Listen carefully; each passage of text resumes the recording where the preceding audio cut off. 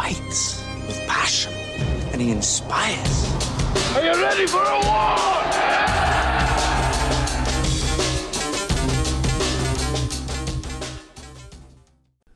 All right. Welcome back to From 8 Arbitration. It's Martin Luther King Jr. Day. And so want to talk a little bit about Mr. Martin Luther King. And I'm going to start this episode off. I'm not having a good day today. My daughter called me this morning with some potentially terrible news from a diagnosis she got from the doctor. And so I was contemplating whether I was going to do an episode today because I have not had a good day. Now, if y'all know me and my daughter, y'all know we are thick as thieves. She is my person, and she is a daddy's girl. And so, yeah, she did not have some good news from her doctor today. And so if you pray, I ask that you pray for my angel, Hannah. And you always see me sharing things of hers on Facebook. She's into fitness, and so she's trying to share that with everybody else. And so I was not going to do an episode today, but I am going to do one. I got a few things to talk about. We got some things to read. I'm going to go over the hot topic for social media was the OIG report on the loss of funds because of mismanagement and non-compliance and grievance payouts, astronomical. I'm going to talk a little bit about that. I'm going to read some sites for you because I talked about Article 17, Weingarten rights. People are talking about what do we do in the investigative interview for new shop stewards. So I'm going to do that because I said I would.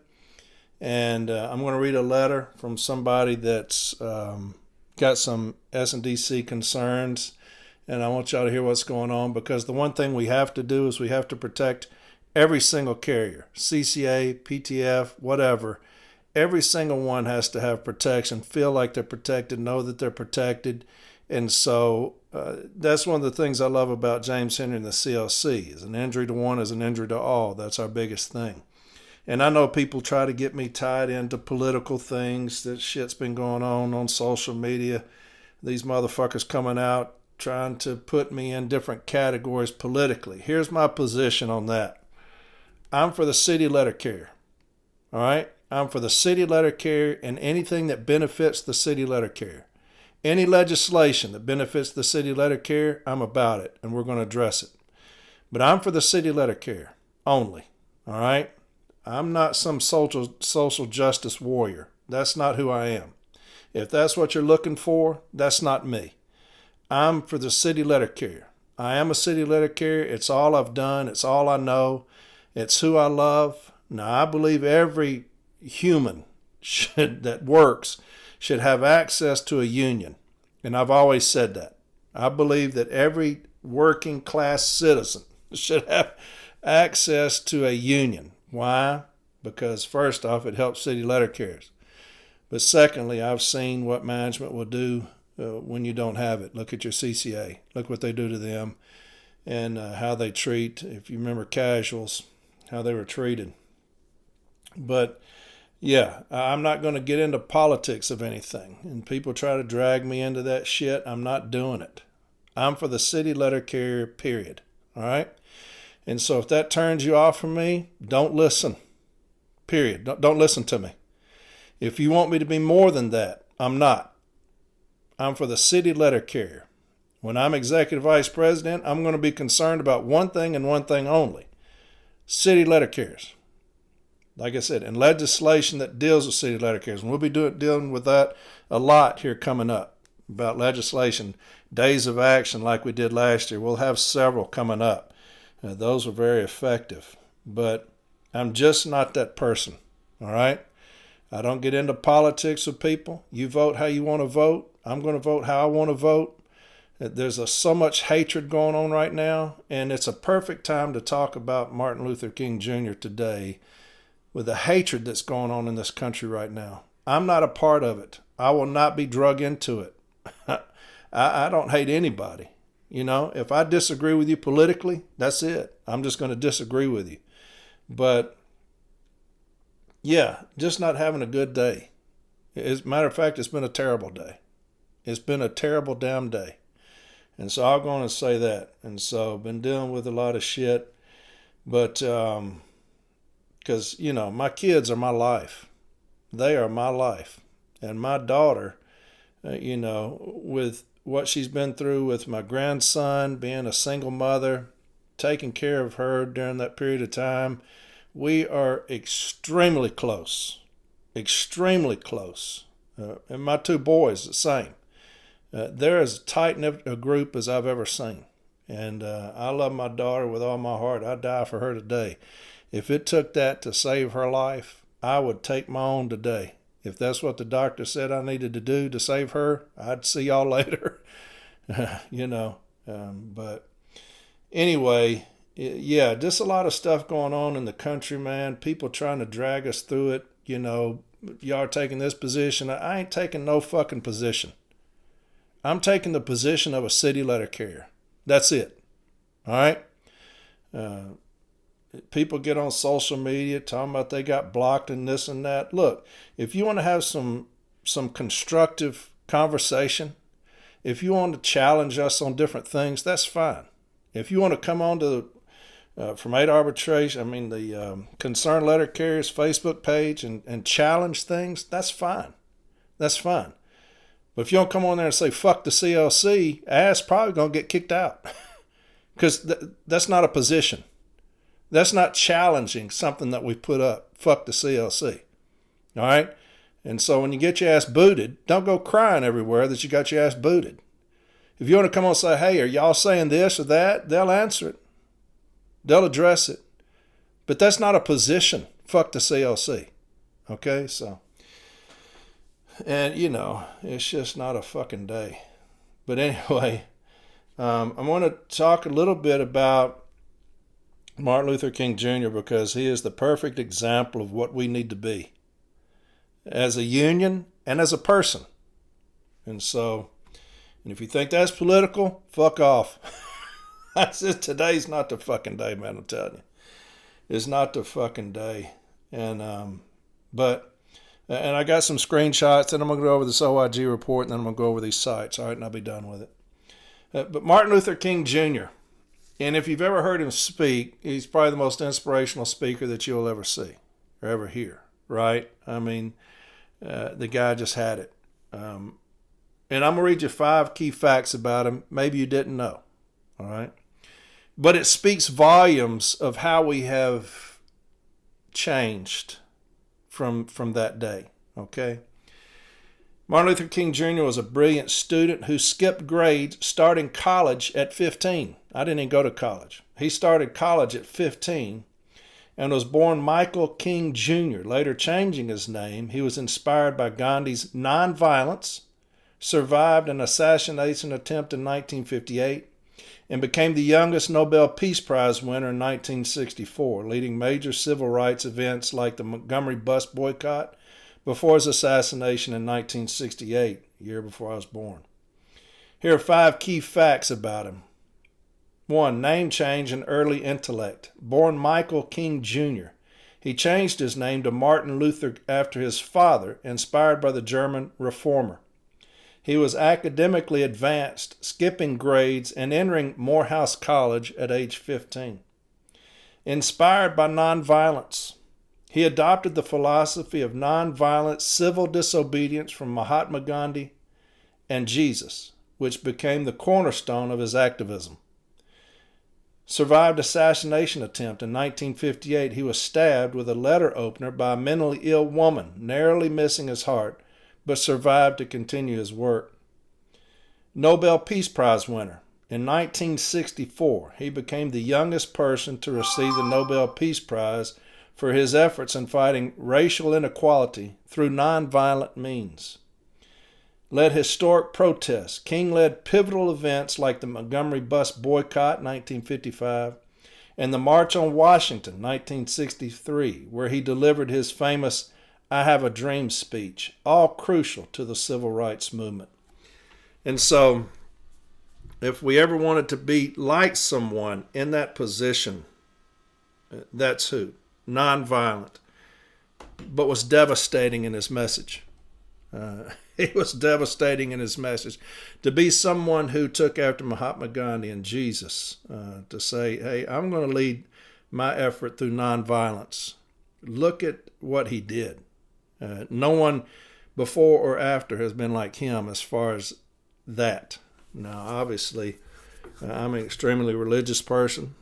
I'm Southern Baptist, born-again Christian, and, Jesus Christ has saved me. Thank God. And, I need that more than ever right now with what I'm going through with my sweet angel. And so that's the benchmark of who we should be and who we should be like. And I know there's a lot of atheists out there, agnostics, other religions, and I respect the hell out of you. You're right, your choice to do that. Hey, I love you, right? I still love you. Me, how I was born, Southern Baptist. The teachings of the Bible. That's how I was raised. And so, there's some great stuff about Martin Luther King Jr. And so I hope you are having a good day today. A lot of stuff on social media about Martin Luther King Jr. and just the influence that he was. Here's a shout out. Hey, this is Lance from 234, President. I know he sends some shout outs, but I wanted to send one for, and y'all going to get me with these names. Y'all do it all the time. Send one for Danielle Berthaume. Berthiaume. Y'all probably did that on purpose. Danielle Berthaume, Branch 367 President. She has worked with Lance and myself, helped, and was able to negotiate to get a carrier up for termination.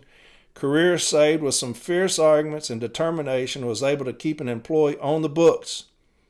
Savage of her to be that kind of fighter. I know I'm a lower end man working my way up, but wanted to hit you with a possible shout out to her. Absolutely. And there's no greater feeling than when somebody is removed. And I've always said, I don't care what you've done. My job is to get you back. Whatever you did, I don't care. No greater feeling than when management has removed somebody to go in there and rescue them and get them back. And so, there's you a shout out. Danielle Berthaume, Branch 367 President. Thank you, Danielle, for what you do for us. And I know that individual is extremely thankful that you got their job back. And it takes a lot of time and effort, but it's worth it. It's definitely worth it. It's a thankless job, but it's a fantastic job, right? My man, Bill Kriebel, Region 12 MBA candidate, and he will be the next business agent of Region 12. That's one of the worst run regions in the country to me. One of the most pathetic individuals in that office right now, and as a straight Renfro homer. And so Bill Kriebel, the hunter, he's going to be on several podcasts coming up. Now, I told y'all the CLC will have several members on podcasts going on across the country. You're going to hear a lot about the CLC, all right? And a lot of those running for business agents will be on. Make sure you get on there so you can ask them questions so you can't come back later and say they don't answer your questions or they don't say anything. So get on there if you've got any questions. Next Generation Carriers will have Bill Kriebel on February 16th at 8 p.m. Eastern Time. This is Region 12. So all those in Region 12, make sure February 16th at 8 p.m. Eastern, you get on from Next Generation Carriers podcast. That's nextgenerationcarriers.com/Zoom. And they'll have a lot of links up, and I'll be sharing those. They've already been shared. So make sure you tell everybody in Region 12, Bill Kriebel, the hunter, will be on. Okay? He's also got some others. Bill Kriebel is going to be on Next Generation Carriers February 16th. Classes of Mail, and I'll tell y'all that date later, but Classes of Mail. Also Parcels of Knowledge, March 7th. So if you didn't answer a question on those other ones, get on the later ones and hold him accountable. But Bill Kriebel, he's going to be a fantastic business agent. You're talking about a passion for the city letter carrier and somebody who wants to get in the streets and fight. That's Bill. That's what we need right now, period. are those that are wanting to get in the streets and fight. And that's Bill Kriebel. The others that are running for business agent for the CLC. Those that have put the city letter carrier first and said, hey, we're bringing it back. The old school union, we're bringing that back. We're going to be fighting, okay? So there you have it. There's a couple of shout-outs. My man Bill Kriebel. And then let's get to these other things. And then I'm going to go. I'm going over to my daughter's tonight. I'm going to go over there and cook chili. All my kids are going over there. We're going to watch the football championship, college football championship tonight. And so going to go spend some time with my angel tonight, all right? I saw this put up. Somebody put this up, and I'm just not in the mood to cuss a lot, or I would here. And I don't cuss a lot. That's what's so funny. During the week, you met me, nicest guy you'll ever meet. Get on here, and I get frustrated and angry at how my people are done, and it comes out. And last week, I had more people comment on me saying yodeling up dude's ass than anything ever. And I don't know where that came from. It just came out. And when it came out, I started thinking about that visual, and I got myself tickled, as y'all can tell, but yodeling up his ass. I'm like, what does that even mean? But I got myself cracked up, man, when that happened. But this thing was put up on, I guess, the whiteboard. Looks like a whiteboard. It says 60 minutes in the office has now gone down to 45 minutes of AM office time.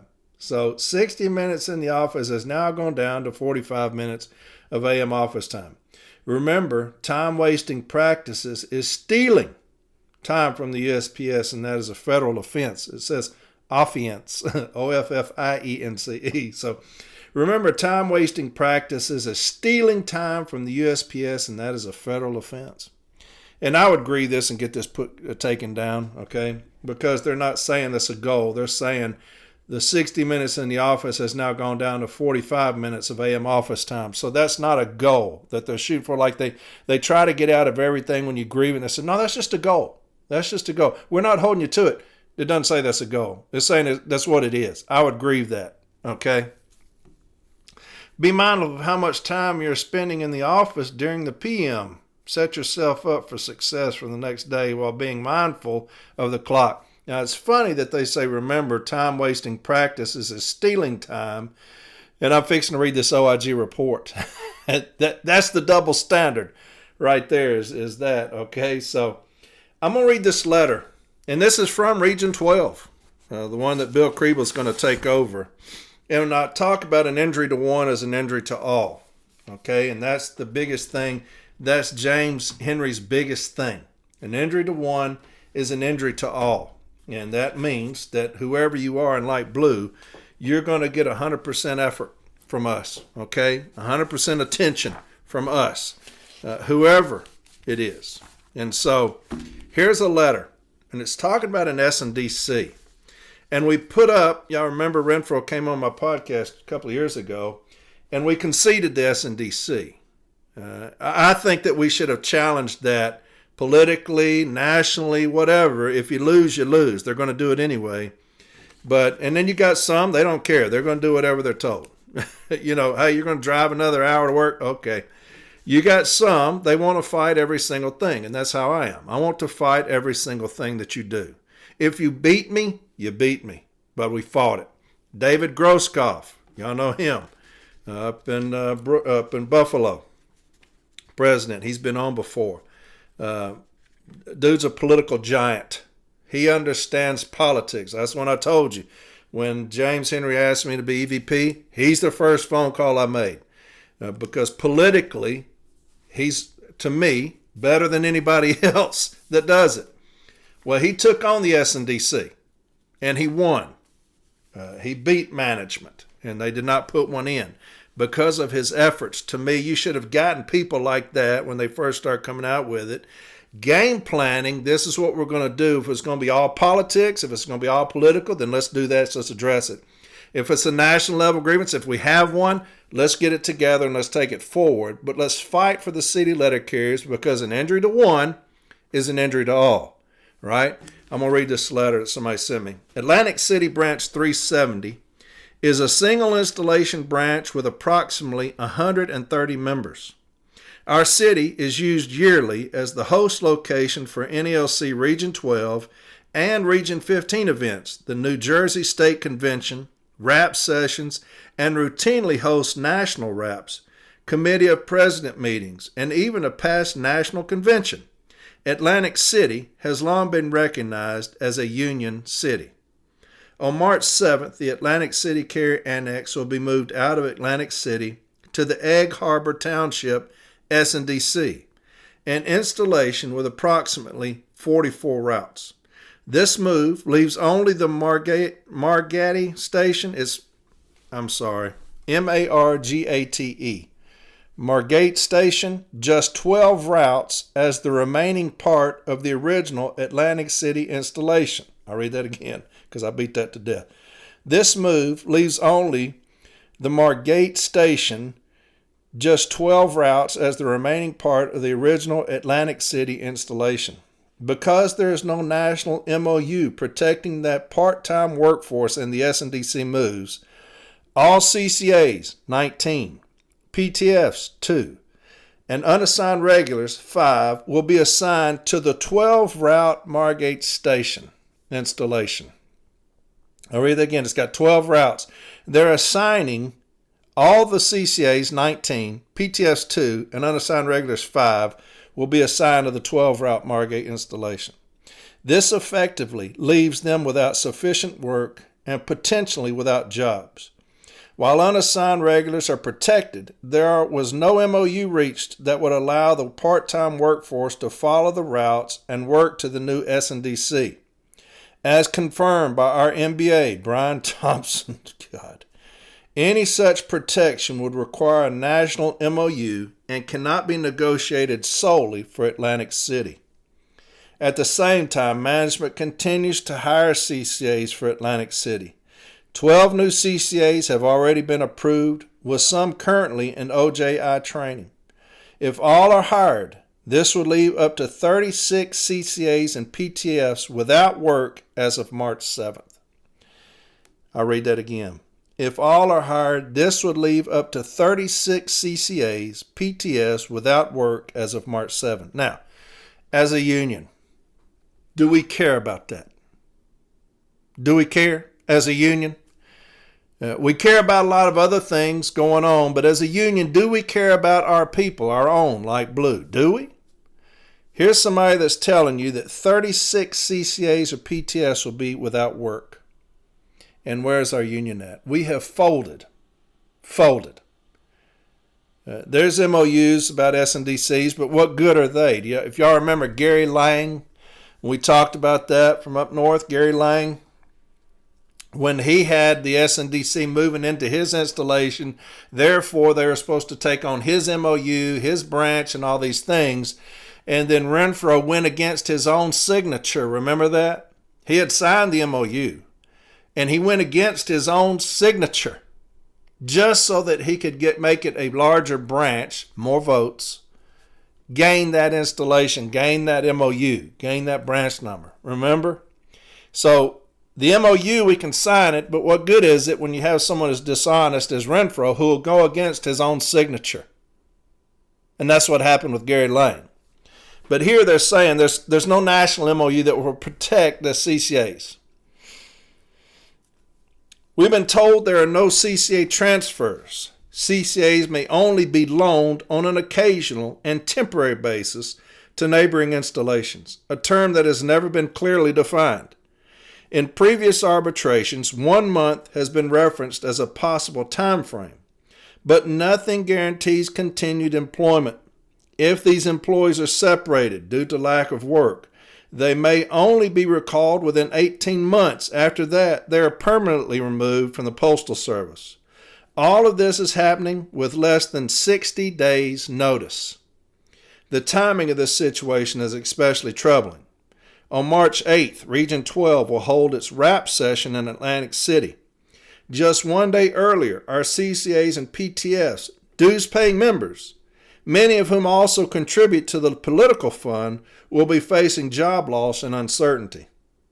A few days before we were officially informed of this outcome, President Renfro and NBA Brian Thompson were both in Atlantic City for Branch 38 Region 15 training. Neither visited the Atlantic City Carrier Annex or post office, despite the annex being less than 1 mile from the venue. The meeting informing us of the situation has already been scheduled prior to that visit. It has been stated that the Postal Service does not care and will simply hire new CCAs at the SNDC rather than move experienced, already employed carriers with the work.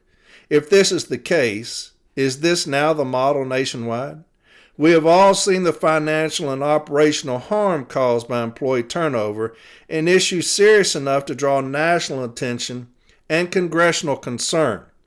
Yet this process is now intentionally creating turnover. We have national MOUs covering many aspects of SNDC implementation, some arguably unnecessary, such as office time reductions and load times. Why then is there no national MOU to protect our most vulnerable members?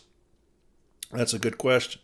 When did it become acceptable to collect dues from CCAs and PTS without fighting to protect their jobs? That's a damn good question. Atlantic City is a union city, but not right now. It feels like we are failing our own, and we are. We are asking why these members are not being protected and what can be done urgently to stop this from becoming the standard everywhere. Some other facts. There's about 24 installations within 50-mile radius. This is shore town area, so most neighboring offices will be hitting their peak in April or May, so the post office does hire for the offices at that time. For 2 years until January 16th, we were told an MOU is being worked on for the part-time force. Until January 16th, everyone, including branch president, was in the dark about the process, move, details, what would happen to the staff. And so there's just a little something for y'all that y'all may not know about that's going on with your brothers and sisters in Region 12. Okay? An injury one is an injury to all. That's our motto, is it not? Why is it do we sit on our hands when it's others that are affected?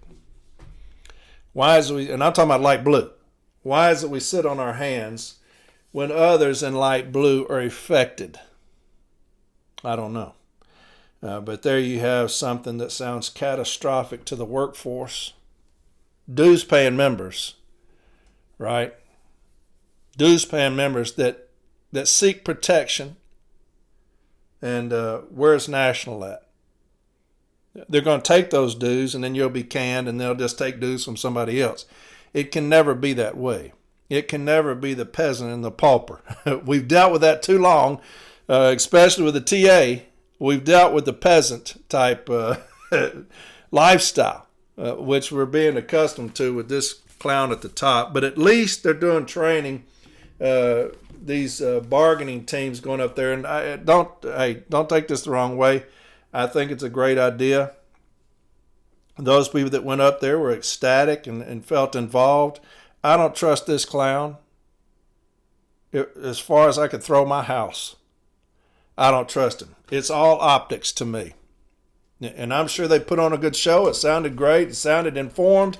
And I'm sure he is very, how are we going to say, involved, you know. But I don't trust this clown. I don't trust him to save my life. I think it's optics. I think it's all optics. I hope I'm wrong. But I was hoping I was wrong about how I felt about the TA, and I wasn't.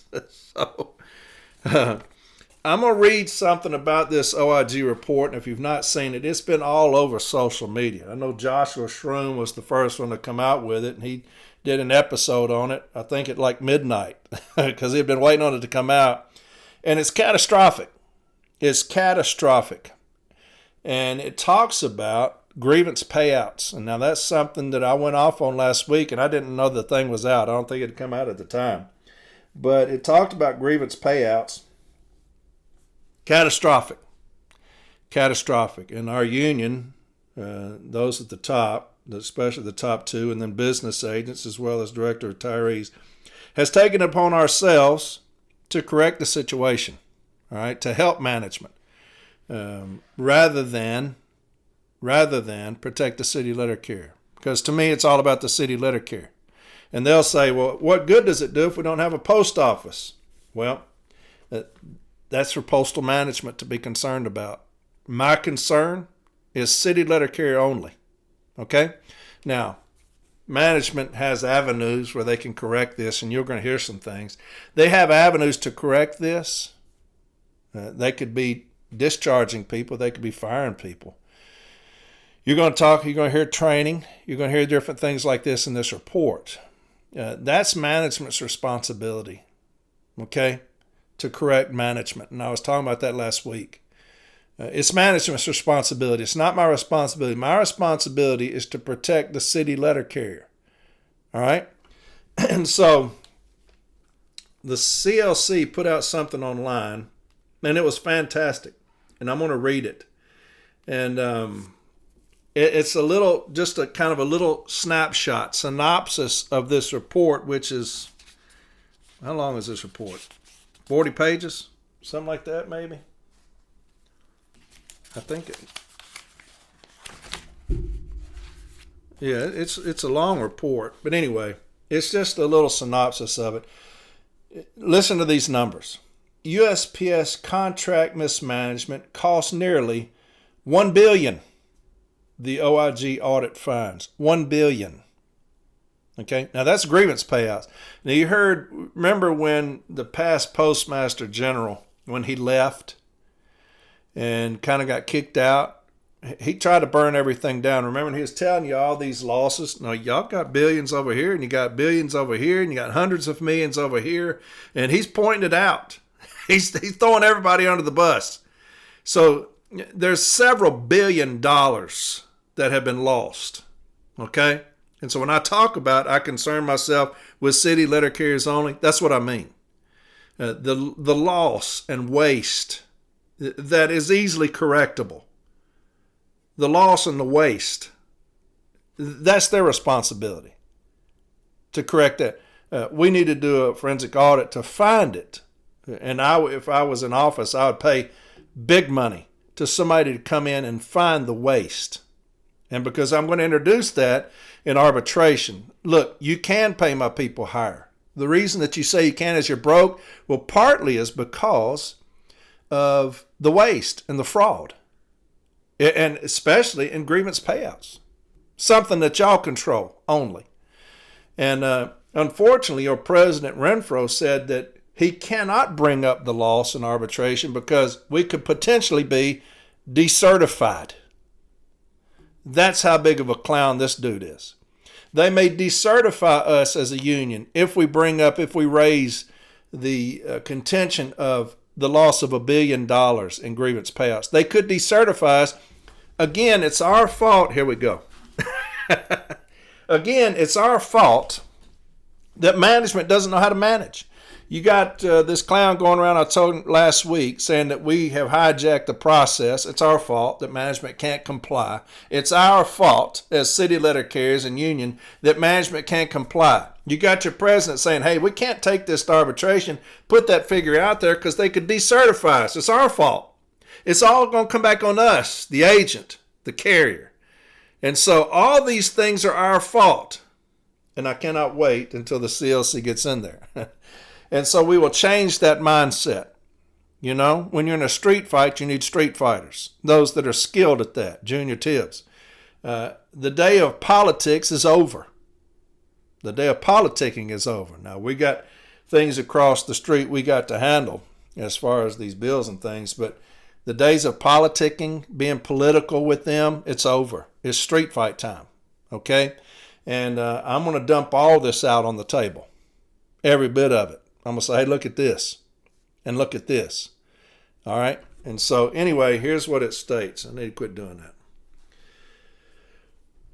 USPS contract mismanagement cost nearly $1 billion, the OIG audit finds. From overtime abuses to improper work assignments, mismanagement, not workers, drove nearly 3.5 million grievance payments between 2022 and 2024.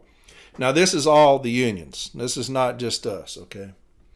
The U.S. Postal Service continues to face serious financial challenges, but a newly released audit by the U.S. Postal Service Office of Inspector General makes one thing clear. A significant portion of USPS losses stem not from employee misconduct, but from management's repeated failure to follow the collective bargaining agreements it negotiated. According to OIG Report 25068R26, titled Grievance Management, the Postal Service paid more than $866 million in grievance settlements between fiscal year 2022 and 2024, covering 3,453,101 grievance payments nationwide. These payments were largely avoidable and resulted from occurring contract violations that management failed to correct. A systemic problem, not isolated, makes grievances arise when management violates the national agreement or local memorandum of understanding. The OIG audit found that many grievances stemmed from the same issues occurring repeatedly across facilities, including overtime violations, improper work assignments, cross-craft violations, failure to follow established scheduling and contractual rules. Rather than addressing the root causes, USPS management often paid settlements and allowed the violations to continue. The OIG concluded that weak oversight, inconsistent enforcement, and poor tracking systems enabled these problems to persist year after year. The true cost of mismanagement, the financial impact is staggering. $303 million paid in grievance settlements in fiscal year 2022. Approximately $295 million in fiscal year 2023. And I'm reading this off my phone, so y'all understand. I'm blind. About $268 million in fiscal year 2024. While annual spending declined slightly, the cumulative cost over 3 years exceeded $866 million, highlighting a systemic failure to enforce contracts consistently. By union category, American Postal Workers Union, APW, grievance accounted for roughly $372 million, with the highest average payout per grievance. That's the APW. National Association of Letter Carriers, NALC, grievances totaled approximately $351 million, driven by volume, about 2.4 million payments. Rural carriers and mail handlers' grievances accounted for tens of millions more. So NALC, $351 million payout. The OIG also identified 76 individual employees who each received more than $100,000 in grievance payments during this period. Good for you. Good for you. I'm not jealous. I'm not jealous. Good for you. 76 individuals received more than $100,000. I wish it was 100 individuals. In grievance payments during this period, with the highest totaling reaching $367,252. These figures reflect long-term unresolved violations, not opportunistic claims by workers. Long-term unresolved violations. Now, how is that possible? If I've got a cease and desist, how is anything long-term? You remember those sites I read you last week? Lake Charles, the one out of California. Long-term. That means management didn't manage. Management didn't correct their own. And that's the reason I have no pity for them. Obviously, that we've adopted that mindset with the NLC at the top too. We have pity for them. It's our job to correct them. You got the director of retirees. It's our job to help, to fix. We're filing too many grievances. We're asking for escalated monetary awards. It's on us. It's not on management when you talk about long-term unresolved violations. It's not on management to correct management. The union has adopted that as our policy now is to help management fix the problem, not through training, through us conceding. It's through us going backwards. We're not going to do a cease and desist anymore. we're going to do a shall comply, will comply, may comply, please comply. It's not through an escalated monetary reward, okay? It's through a reduction in whatever you've been getting. It's a reduction in that. It's happening in Louisville now. And so, local agreements and escalating penalties. One of the most concerning findings involved local agreements negotiated by management without proper oversight. The OIG found that some agreements lacked expiration or revision dates, included escalating financial penalties, were inconsistent with operational needs, were not centrally tracked or reviewed. As a result, violations triggered increasingly expensive payouts over time with no mechanism to reassess or terminate outdated agreements. Poor oversight and weak controls. The audit also highlighted serious weaknesses in grievance tracking and documentation. The Grievance and Arbitration Tracking System, or GATS, relied on subjective issue coding, leading to inconsistent data. Required decision letters and supporting documentation were often missing or incomplete. USPS lacked a centralized repository for local agreements, making oversight nearly impossible. Without accurate data and accountability, management could not identify patterns, correct violations, or prevent repeat grievances. The OIG's conclusion. The OIG issued 8 recommendations aimed at strengthening grievance oversight, improving documentation, centralizing agreements, and reducing recurring violations. USPS management agreed with most of these recommendations, though the report makes clear that real savings will only occur if management consistently follows the contract. The bottom line, this report confirms what postal workers have long known: following the contract costs far less than violating it. The nearly $1 billion spent on grievance settlements over 3 years represents money that could have been saved through basic compliance, accountability, and respect for negotiated agreements. Now, how long have we been preaching that here? How long have I been trumpeting that here? Workers did not cause these losses. Thank you. The contract did not cause these losses. Thank you. Management failure to follow the contract did. And so that's what the CLC put out. And in here, you see them talk about, hey, look, it's staffing caused a lot of this. Well, management is protected under Article 8 if we have staffing issues, right? Mandatory undertime, you start by juniority. If you have a lot of call-ins, you're protected from that because you'll never see agreements won by us if management maxes out the ODL and then is forced to use someone not on the list. Rarely ever will we win a grievance if you're maxed out. So I don't want to hear any excuses. If you've got Article 8 mandating things and you're violating the contract, that's laziness on management's part. That's laziness on them wanting to educate themselves or staff or schedule. It's laziness. It's laziness, and management is the epitome of laziness. You see that thing talking about that I read you saying, hey, if you're doing this, that's stealing. What did it say on that screenshot I read to you earlier? Remember, time-wasting practices is stealing time, and you've lost $1 billion because you can't comply. Again, we're the peasants, man, to our union and to the Postal Service. We're the peasants. Hey, time-wasting practice, you're stealing. Now, don't look at this $1 billion that we've lost. So it's just pure laziness. If you've got, like in our installation, opting. JB's been killing them on opting grievances because you have management, upper management saying, hey, you need to send this CCA over here. Well, they're opted. Doesn't matter. Send them over. That's intentional. That's an intentional violation. So you got laziness. Most of your Article 8 violations are just plain laziness. Then you have intentional, right? When you talk about like opting, where we've raised that remedy up to $250 per violation, that's intentional. Well, they're opting. I don't care if they're opted. Send them over there anyway. That's an intentional violation. Then you have requests for information. Do you see that in here? That's pure defiance.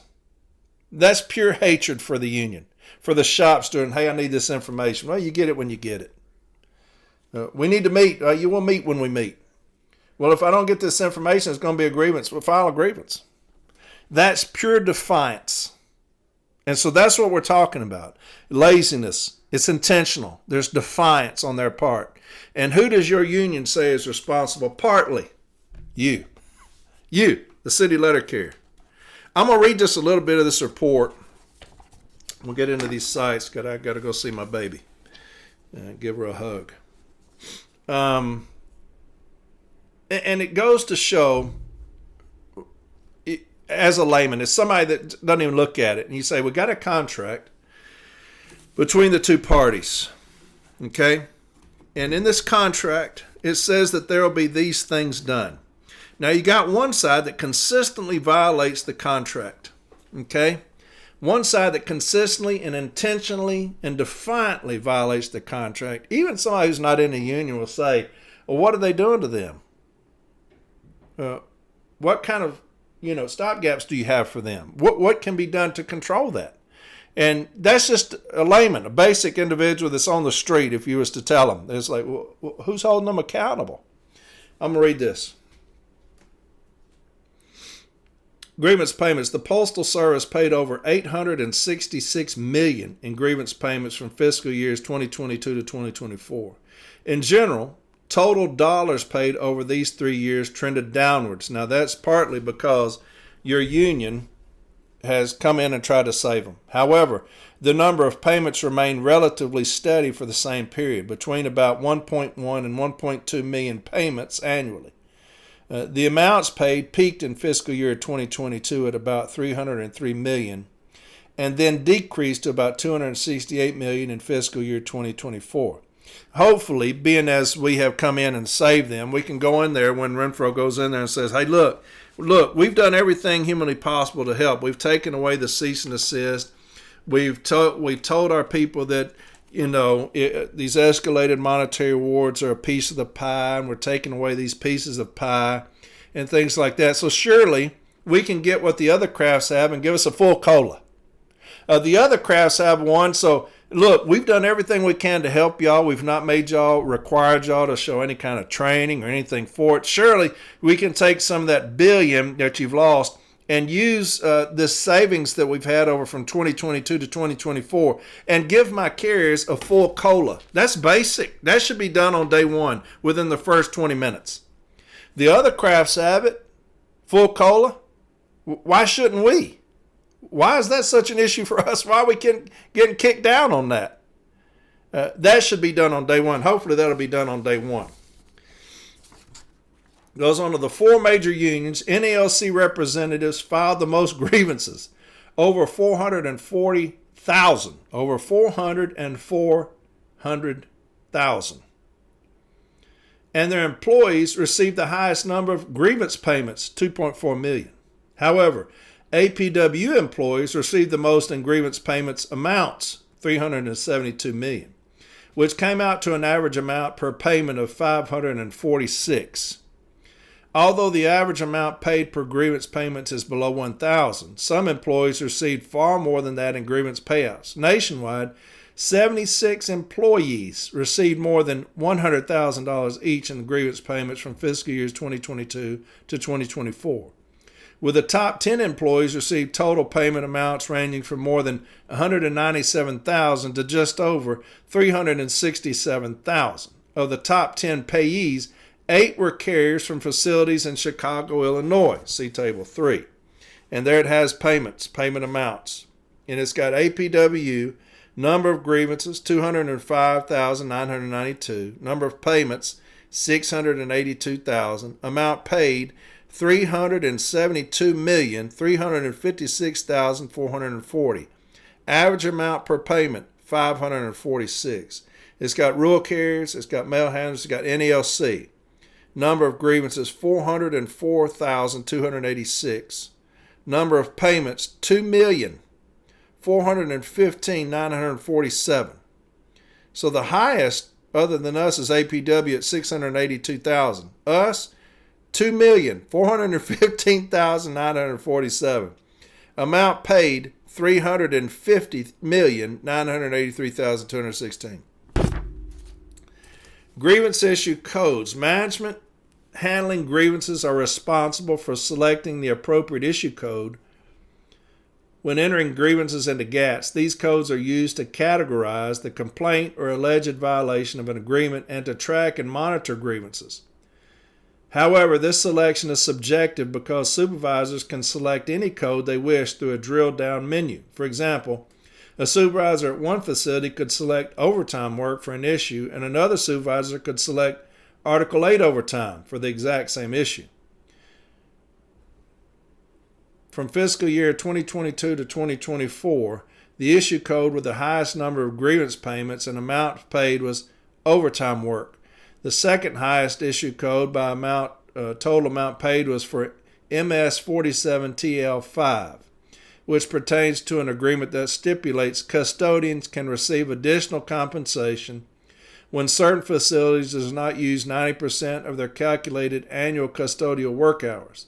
The third highest issue code by total amount paid was for non-compliance, which is generally awarded for failure to follow the terms of the national agreement or a previously settled and arbitrated grievance.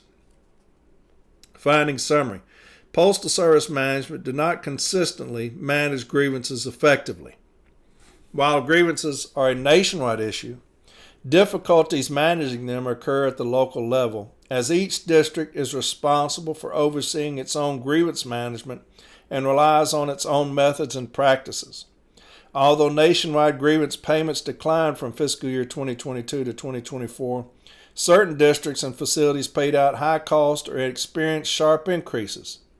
Significant grievance activity stemmed from issues such as overtime, cross-craft assignments, and management performing bargaining unit work.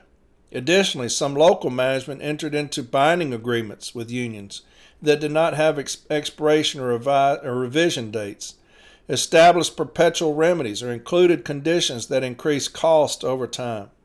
Furthermore, management did not always maintain adequate documentation to support grievance payments. Postal Service management did not always effectively manage grievances. Although grievance payments nationwide trended slightly downward from fiscal year 22 to 2024, we identified several locations that incurred some of the highest monetary payment amounts or where grievance payments and amounts had increased. We reviewed 25 facilities and labor relations offices in 8 districts where we found controls over grievance management could be strengthened. Most notably, this included management oversight of grievances in the Illinois 1 district, overtime-related issues, and improper work assignments, which covered employees crossing crafts and management performing bargaining unit work. Grievance process management. We identified several critical areas that incurred some of the highest monetary payment amounts or where grievance payments and amounts had increased. While we reviewed 8 districts where we found control over grievances management could be strengthened, the Illinois 1 district was one of the most egregious, having made over 78,000 payments totaling $41 million from fiscal year 2022 to 2024. The amounts paid increased by $17 million, 246% from about $7 million in fiscal year 2022 to over $24 million in fiscal year 2024. The top 24 facilities included Chicago post offices, stations, and branches with grievance activity totaling more than 48,000, 61% payments valued at $31 million, 75%. The top 2 grievance categories with the highest payouts were related to non-compliance, laziness, requests for information, that's defiance. Non-compliance grievances are generally awarded for failure to follow the terms of the national agreement or previously settled and arbitrated grievances. Yet your union says that that's your fault partially. Because management, it says here, non-compliance grievances are generally awarded for failure to follow the terms of the national agreement. Now, how is that our fault? How is that the city letter carrier's fault that management can't manage their own? These grievances are commonly filed in this district when management failed to pay prior grievance payments to aggrieved employees. Now, I'll ask you again, how is that our fault? This is the OIG, right? These grievances were commonly filed in this district when management failed to pay prior grievances. But that's our fault. Requests for information grievances are union requests to Postal Service management for information necessary for collective bargaining and grievance processing. Payments for these grievances are generally paid if management fails to provide the requested information to the union or does not provide the information within agreed upon time frame. Now, when you agreed upon something, who agrees? Us and them. Okay? So if we have an agreed upon time frame, how is it our fault that management doesn't meet that request for information time frame? That's defiance. That's disrespect. Non-compliance payments increased by 987% from about $661,000 in fiscal year 2022 to $7.2 million in fiscal year 2024, while requests for information payments increased by 925% from about $342,000 in fiscal year 22 to $3.5 million in fiscal year 2024. Now, how is that possible? How is somebody not fired for that? Does anybody know? I don't. Additionally, total grievance payment activity is understated in GATS. For example, an arbitration ruling for fiscal year 2022 requires the district to pay $2,500 directly to the local Chicago NLC branch for each instance of noncompliance. 1. Settlement agreements. 2. Cease and desist orders. And 3. Step B decisions. These payments, which are in addition to the normal grievance payments, totaled over $10 million for fiscal years 2022 to 2024 and significantly increased by 3,057% from over $196,000 in fiscal year 2022 to $6.2 million in fiscal year 2024. Due to system limitations, these non-wage related lump sum grievance payments cannot be processed through GATS and must be processed through the Postal Service's Accounting Service Center, that's EGAN. Since these payments are processed separately from grievance payments to individuals, they are not reflected in regular GATS payment details and not included in the Illinois 1 District payment detail above. Illinois management attributed the high grievance payments to practices by previous management of Chicago post offices, stations, and branches that failed to properly manage grievances. This mismanagement trickled down to supervisors who consistently missed meetings with the unions and delayed monetary payments, which prompted additional grievances. This series of non-compliance ultimately escalated into an arbitration award requiring payments for non-compliance with the grievance process. Once the award went into effect, requests for information from the union increased by 925% between fiscal year 2022 and 2024, which continued to trigger instances of the $2,500 award payouts. Additionally, some stations and branches had their own separate remedies, specific to each unit based on prior arbitration awards where management had to pay monetary payments for each day they failed to respond to an RFI. These violations would likewise trigger the $2,500 non-compliance payment. Districts can successfully manage grievances more effectively if they focus extra resources and update existing practices.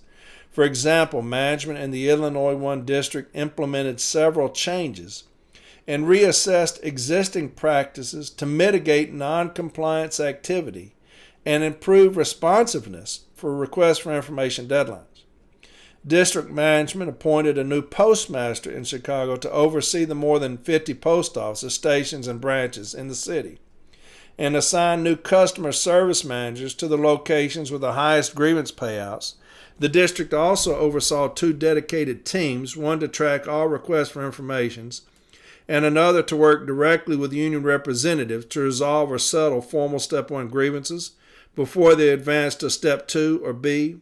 These actions significantly reduced overall grievance payments, with non-compliance payments decreasing 76% from $7.2 million in fiscal year 2024 to $1.7 million by the end of fiscal year 2025. Requests for information grievances also decreased by about 88% from about 3.5 million in fiscal year 2024 to about 438,000 by the end of fiscal year 2025. For best practices, see Appendix B. Overtime issues. Overtime-related issues accounted for over 252 million in grievance payments from fiscal years 2022 to 2024. For example, the Ohio 2 District paid out the highest overtime-related payments with 15.2 million. The California 1 District paid about 13 million, and the Colorado Wyoming District paid 12.3 million. Postal Service policy requires management to be responsible for ensuring fair and consistent assignment of overtime for employees, as well as the use of the overtime desired list and equitable overtime distribution in conjunction with the union collective bargaining agreements. I'll read that again. Postal Service policy requires management to be responsible for ensuring fair and consistent assignment of overtime. It did not say management and the union to be responsible. It says management to be responsible, because on Article 3, management manages. We do not. As well as the use of the overtime desired list and equitable overtime distribution in conjunction with the union collective bargaining agreements. Also, management in some facilities did not use the overtime administration OT admin tool, which is used by management to identify employees eligible for overtime, especially those on the overtime desired list, to ensure a fair selection based on seniority or other criteria. Depending on craft, instead, management reported they did not use the tool because it was not required, not user-friendly, not always accurate, or they preferred using manual or printed lists.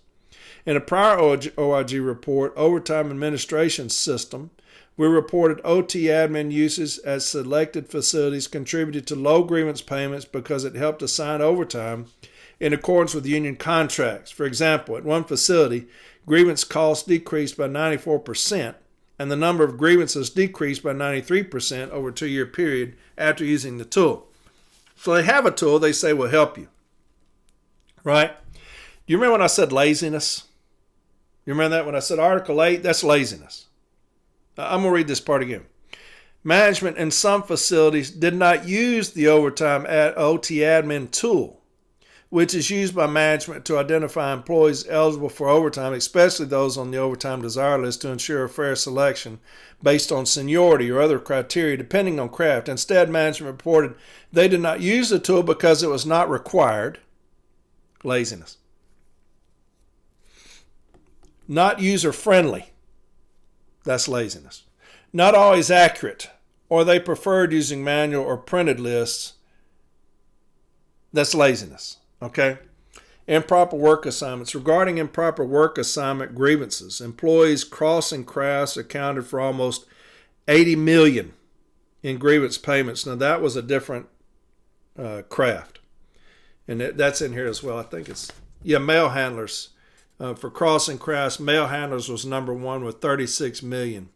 Clerks were number 2 with 31 million. We were third with 9,900,000.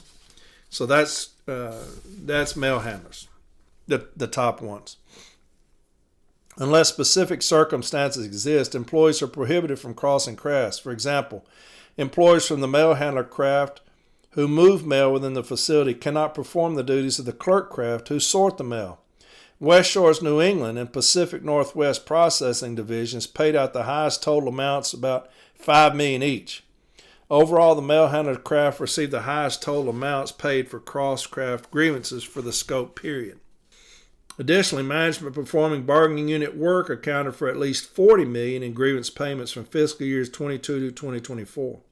One of the larger issues surrounding this type of work involved management in at least 16 districts violating an MOU attached to the Postal Service as an APW's national agreement by performing time and attendance collection system tax entry duties. Based on the MOU, management assigned timekeeping duties and tax to lead clerks.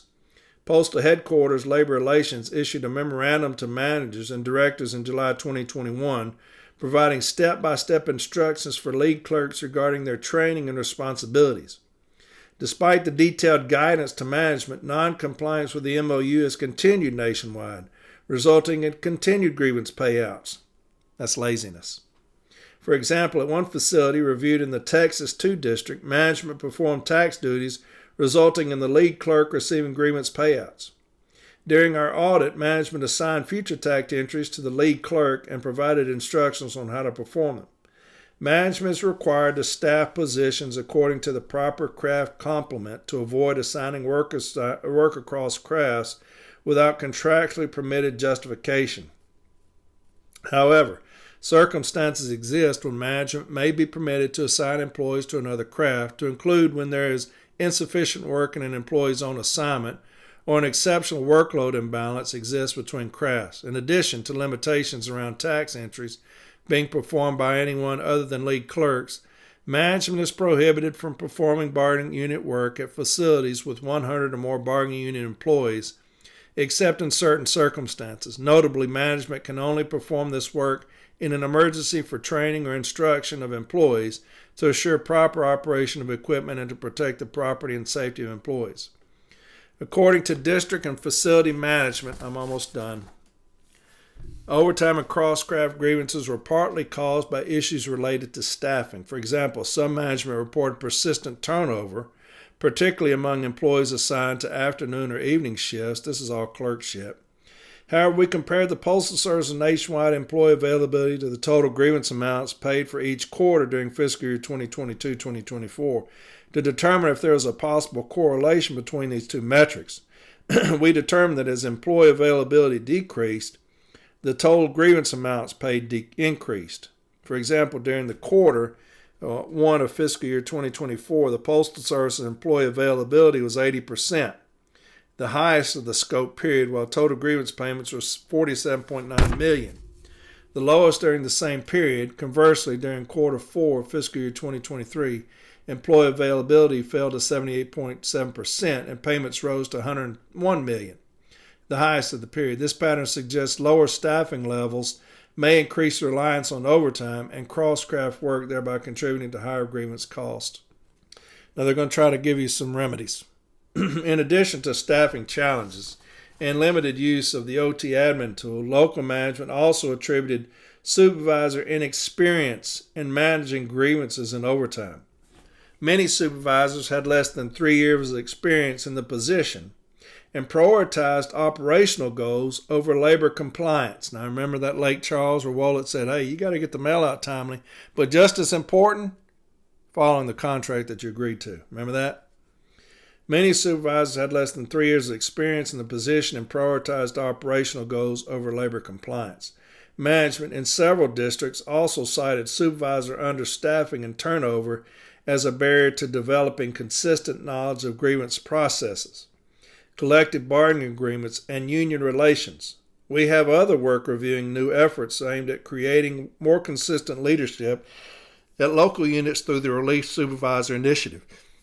So as mentioned above, we are not making a recommendation about staffing at this time. Supervisors are required to complete the new Supervisor Program training course, which includes a module on labor relations. The training covered grievance handling, the national agreements, and discipline procedures. However, some supervisors felt it lacked sufficient depth on complex grievance scenarios, such as interactions with union representatives and interpretation of national agreement provisions. Districts are responsible for monitoring compliance with this training. Labor relations management in each district reviewed had their own training curriculum and relied on supervisors to complete training as schedules allowed. Some supervisors stated operational demands prevented them from attending training, and others reported completing training on personal time. Awareness of requirements such as lead clerks performing tax entries was inconsistent across districts. For example, some managers knowingly violated the agreement due to limited staff, while others were unaware it existed. Postal Service headquarters offered various labor relations courses through its labor library and learning management systems, LMS, with a variety of informal training on grievance-related subjects such as arbitration, GATS, LMOU, punitive remedies, and requests for information. However, headquarters management indicated many of these courses are not mandatory. Now, you've lost $1 billion, and our union says that it's partly our fault, that we're filing too many grievances, it's because we're asking for an escalated monetary award, that it's partly our fault that it's hijacked, and we've lost $1 billion. So the union's doing everything humanly possible to save management, right, which is not our job, and is saying many of these courses are not mandatory, and attendance is not consistently tracked. Management doesn't care. They don't care the least bit. And you saw on social media when these reports came out, carriers saying their management, that doesn't concern me. These losses, that doesn't concern me. Then why does it concern the union so much? Why are we going to be decertified according to your president? Why do we have others stating that, hey, look, these escalated monetary awards, we can't continue to do that. It's a piece of the pie. You got the director of retirees, we're filing too many grievances. These escalated monetary awards are killing us. Why do we care? Why is it our position to care as the agent? Do y'all know? However, headquarters management indicated many of these courses are not mandatory. You've lost $1 billion, and they're not mandatory. And attendance is not consistently tracked. You've lost $1 billion. And you turn your focus to the union to help y'all. And we're doing it. There were 2 courses listed as active in LMS, Grievance Prevention and Article 15, Grievance Arbitration Procedure, that had attendance data. Of the 624 management personnel at the facilities we reviewed, 569, 91% did not complete grievance prevention, and 557, 89% did not complete Article 15. And it's our fault. We're hijacking the process. We're filing too many grievances. Y'all see what I'm saying? The agent has took it upon themselves to save the service, when the service doesn't give a shit about saving itself. We're going to be decertified, according to your president, if we bring this up in arbitration. I would bring that up. The OIG reports that 91% of management didn't complete grievance prevention training. 89% of management didn't complete Article 15 training. Yet we've got B-team decisions over and over and over again talking about cease and desist. They don't care about that. They don't even go to the training. It's not even mandatory. And we're going to take it upon ourselves to fix them. Those days are fixing to be over. As soon as we take over, those days, they're gone. All of this stuff is going to come out. All of it. The national agreement requires good faith in grievance settlements at the lowest step possible. Because management and the union are encouraged to resolve disputes through mutual agreement, this process provides broad flexibility in determining appropriate remedies, especially ones that are monetary in nature. For example, neither management nor the union has established formal monetary limits in their policies or agreements. Instead, both parties mutually agree on payment amounts and may approve any amount they both accept. Furthermore, not all labor relations costs exist in the form of grievance payments. Management and union stewards also spend significant time researching and resolving grievances. From fiscal year 2022 to 2024, costs for steward time averaged about $80 million annually. Because management does not track their time by specific activity, we cannot quantify costs related to managing grievances. Finally, unresolved grievances may also escalate to arbitration, increasing financial exposure. During the scope period, 2,968 district-level arbitration cases resulted in more than $166 million in grievance payments, and arbitration expenses averaged $2.8 million annually for fees, travel, expert witnesses, and court reporting. Without mandatory and comprehensive training on grievances management, union agreements, and the effects of grievance mishandling, local management is at a significant disadvantage in navigating labor relations. Managers and supervisors who lack a full understanding of contractual obligations and grievance procedures are more likely to make inconsistent or uninformed decisions, increasing the likelihood of contract violations and grievance escalation, and may reinforce a cycle of increased grievance payments. Additionally, insufficient oversight of overtime, cross-craft issues, and management performing bargaining unit work, as well as insufficient staffing levels, continue to contribute to increased grievance payments and associated costs. For fiscal years 2022 to 2024, management incurred about $83 million in costs involving overtime and cross-craft grievance payments that were a result of violations of national agreements with multiple unions. Given the Postal Service's current financial situation, there is a heightened importance for management to control and reduce overtime costs and grievance payouts, which ultimately impact their overall operating expenses. And so there's just a little snippet. Okay? So next time when you're in a meeting with somebody from National or a business agent, and they want to tell you that it's our fault, tell them to kiss your ass. Okay? Next time you're in one of those meetings and management wants to, or the union wants to say, hey, look, we've got to quit doing this, it's costing a piece of the pie, tell them 91% of management doesn't give a shit about that. 91% wouldn't even complete the training. That tells you they don't give a shit. 86% wouldn't complete another specific training. They don't care. They don't care. Remember when I always say that? When I talk about, hey, look, I understand all this. I don't care. I don't care. We're broke. Hey, look, listen, I get it. I don't care. How many times have I said that in the past? I don't care.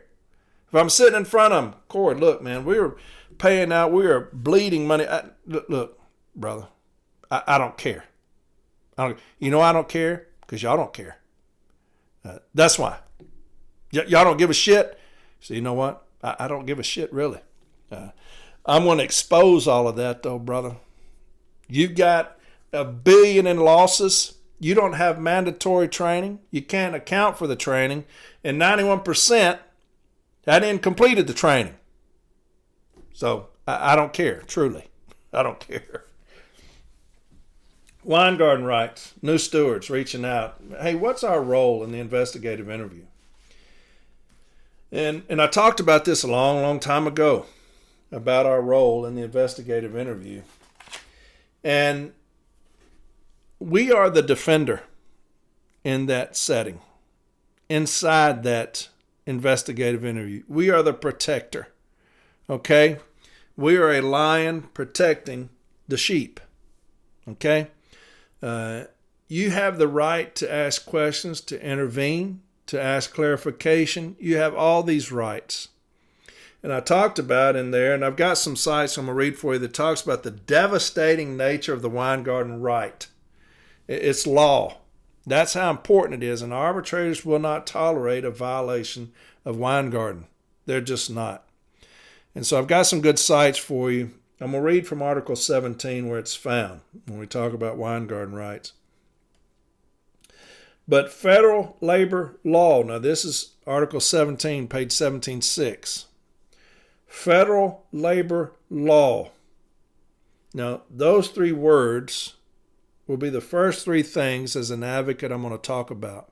When I talk about Weingarten rights, I'm not going to talk about, we got the right to union representation. When I talk about Weingarten rights, in my contentions, I'm starting it out with those three words. In arbitration, as an advocate, I'm starting it out with those three words because arbitrators are bound by it, right? The Supreme Court has addressed it.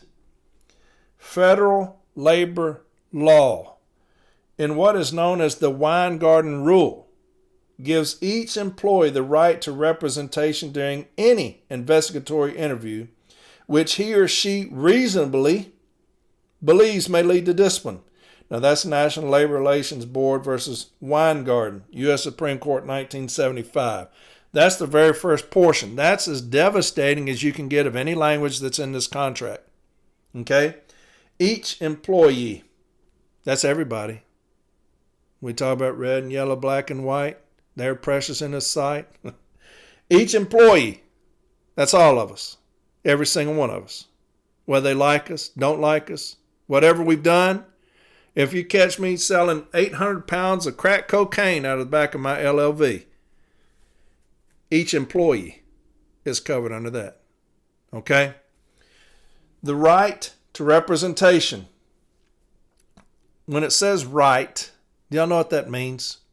That means it's our right. That's a huge word for us.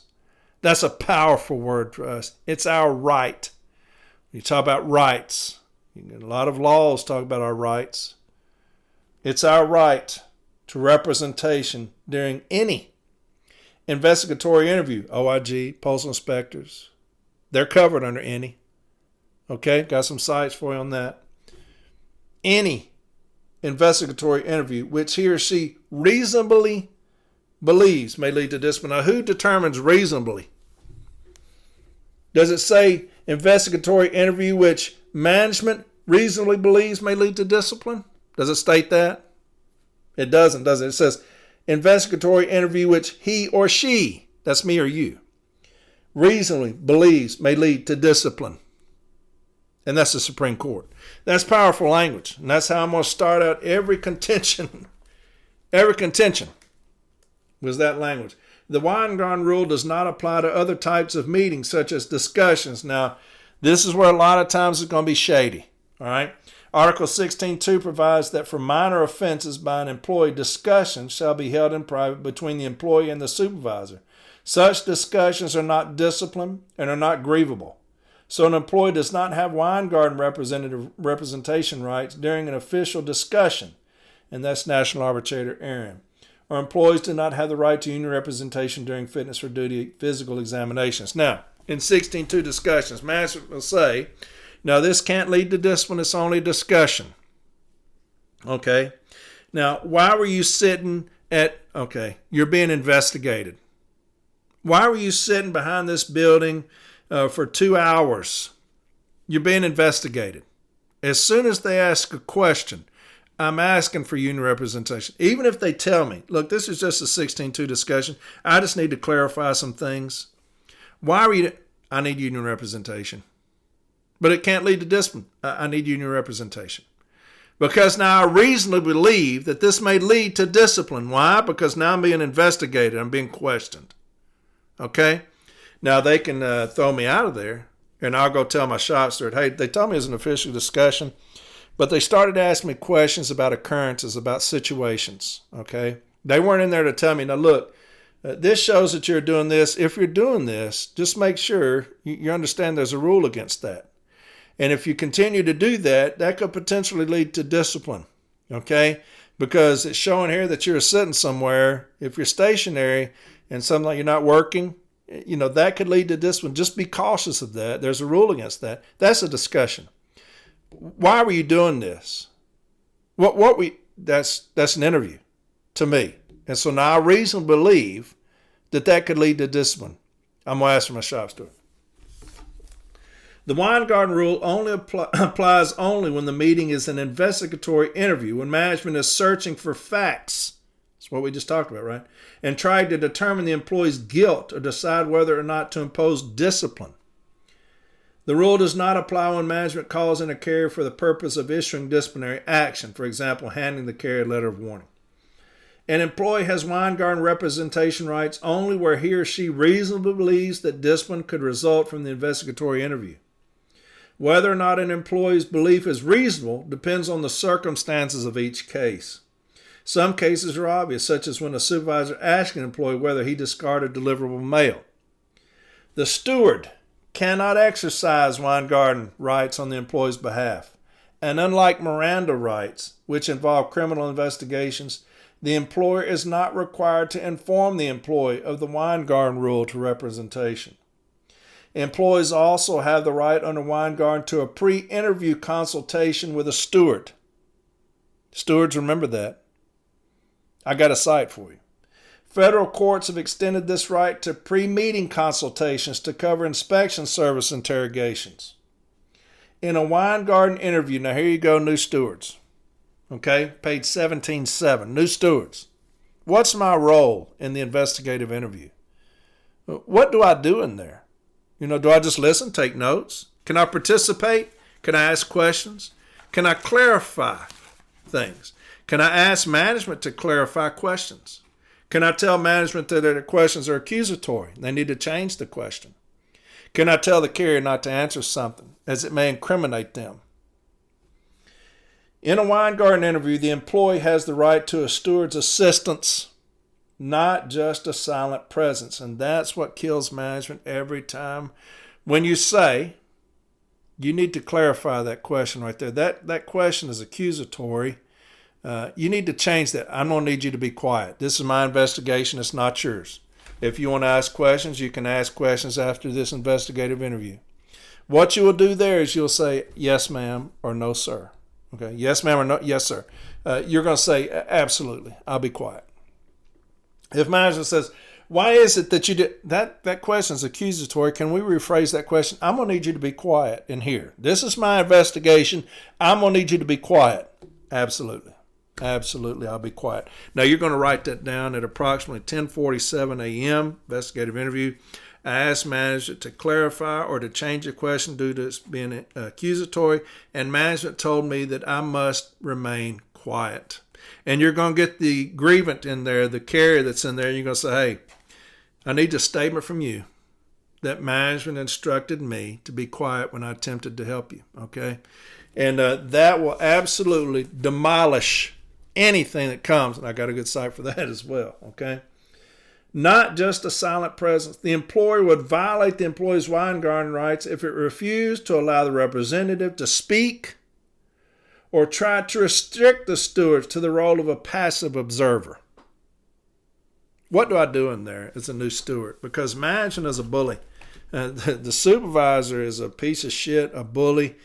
And when I go in there, they're always talking down to me and blah, blah, blah. As a new steward, what are my rights? You have a bunch of rights under Weingarten. Okay? Weingarten covers the grievant and me right there. Okay? The Weingarten rule, that it applies to the carrier that's in there, and it applies to me, the steward. Okay? It gives me protections as well. What protections does it give me as the steward? It gives me the protection not to be silent, not to be a passive observer, because I have the right to defend. I have the right to protect. I'm the lion protecting the lamb. Okay? And so in investigative interviews, I'm always talking, clarifying, rephrasing. Okay? Before the investigative interview, I'm going to ask management, what does this pertain to? Because I need to talk to the carrier. Well, they'll find out in here. Well, I need to talk to them about it because, and I got a great site for this too. I got a bunch of sites that'll help you. To clarify, okay, that we need to talk about what's going on. Well, they'll find out in the investigative interview. Make sure you write that down. I asked what was happening because I wanted to have a pre-investigatory interview, and management told me I'd find out in the interview. So I was not able to have, what does it state here? Employees also have the right under Weingarten to a pre-interview consultation with a steward. Right? Federal courts have extended this right to pre-meeting consultation to cover inspection service interrogations. All right?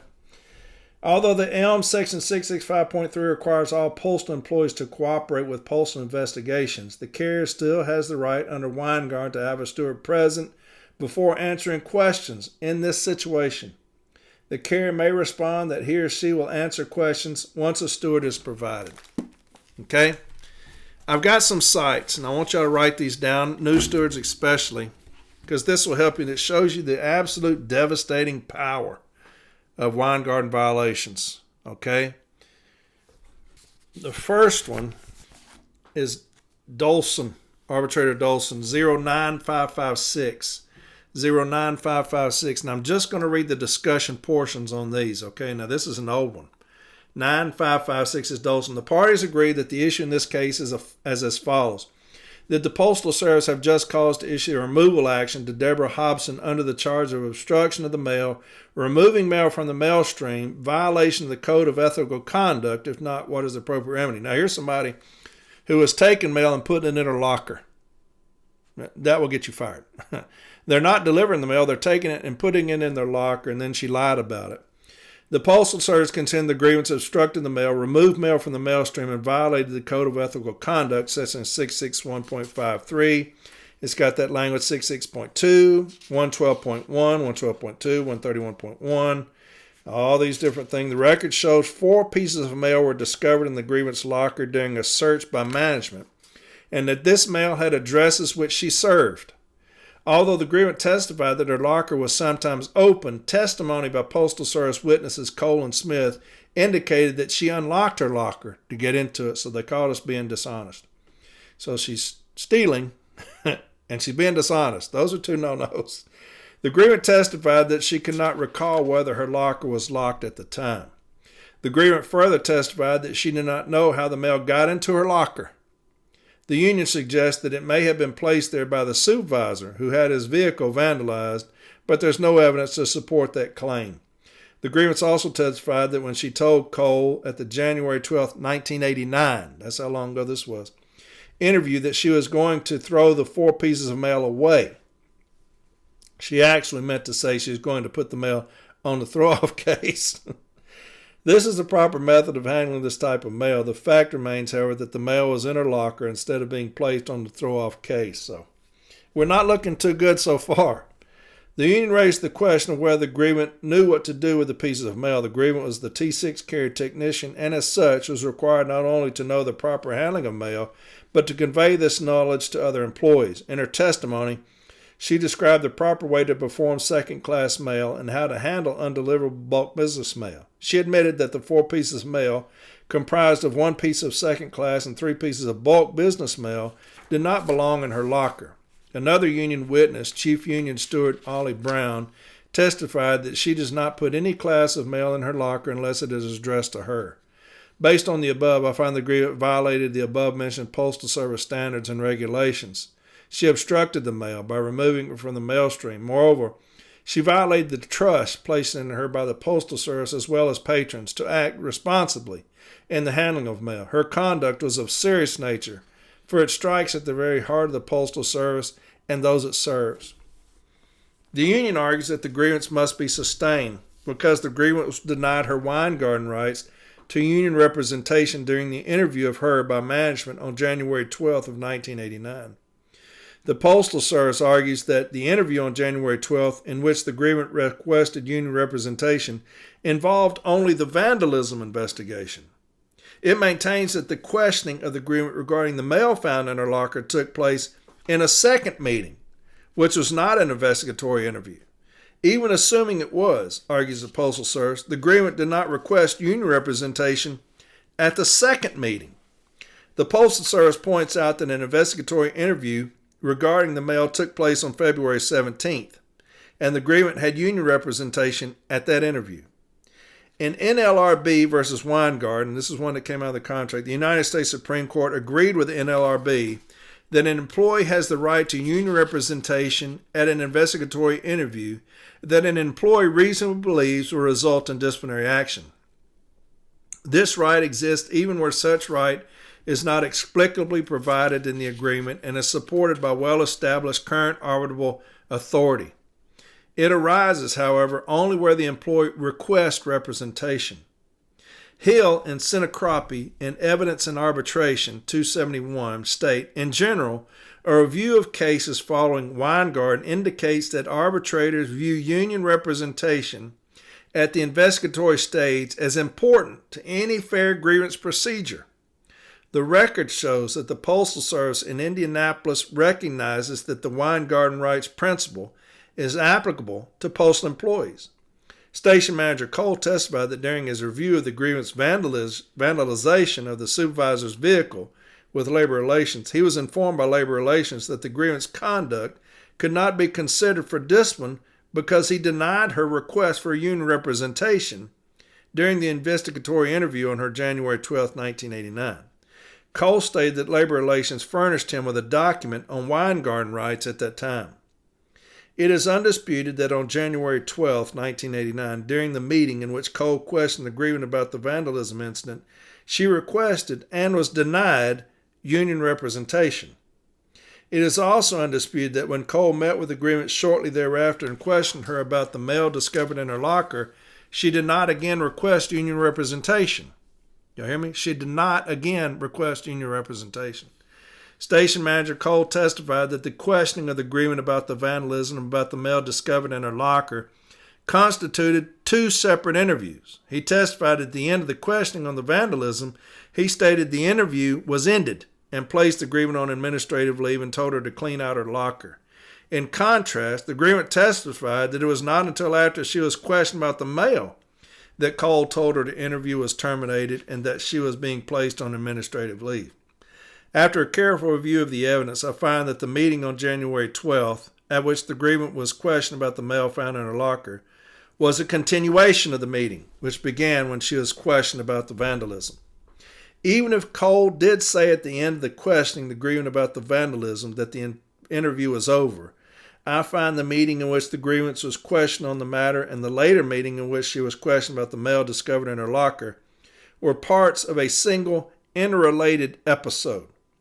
Testimony by union witnesses convinced me that it is not routine for management to require an employee to clean out her locker and bring the contents to an office for inspection when she is being placed on suspension. Moreover, Cole not only told the grievant to do this, but he accompanied her to the locker room. Smith was also present in the locker room when she cleaned out her locker. It can only be concluded that Cole had the grievant empty out her locker because it was important to his investigation of the vandalism incident. Thus, the interview was not in fact ended when Cole told the grievant it was over. Rather, the interview was continued while management inspected the contents of her locker. It then was expanded to include questions about the mail found in her locker. There is no question that the agreement requested union representation early in the meeting in which she was interviewed regarding the vandalism incident.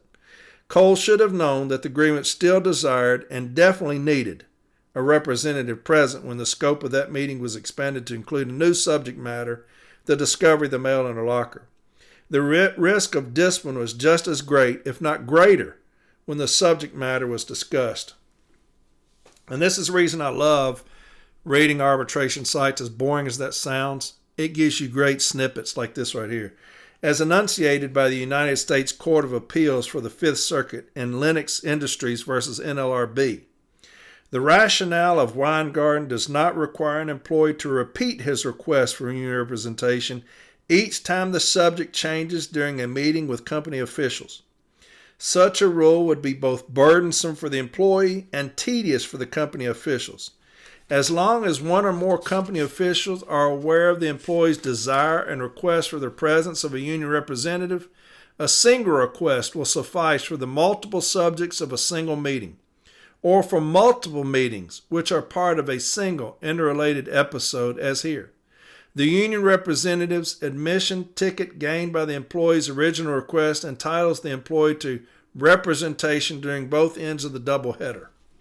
Based on the above, I conclude the interview of the agreement by management during the meeting on January 12th was investigatory and of the nature that it might reasonably result in discipline. The grievance requested union representation during this interview, and that request was denied by management. This request sufficed for the entire interview, which concluded the questioning of the agreement regarding the vandalism incident, the inspection of the contents of her locker, and the questioning of her regarding the 4 pieces of mail discovered in her locker. Management, in denying the grievance request for union representation, violated her Weingarten rights, and therefore her removal is flawed. How powerful is Weingarten? That's how powerful it is.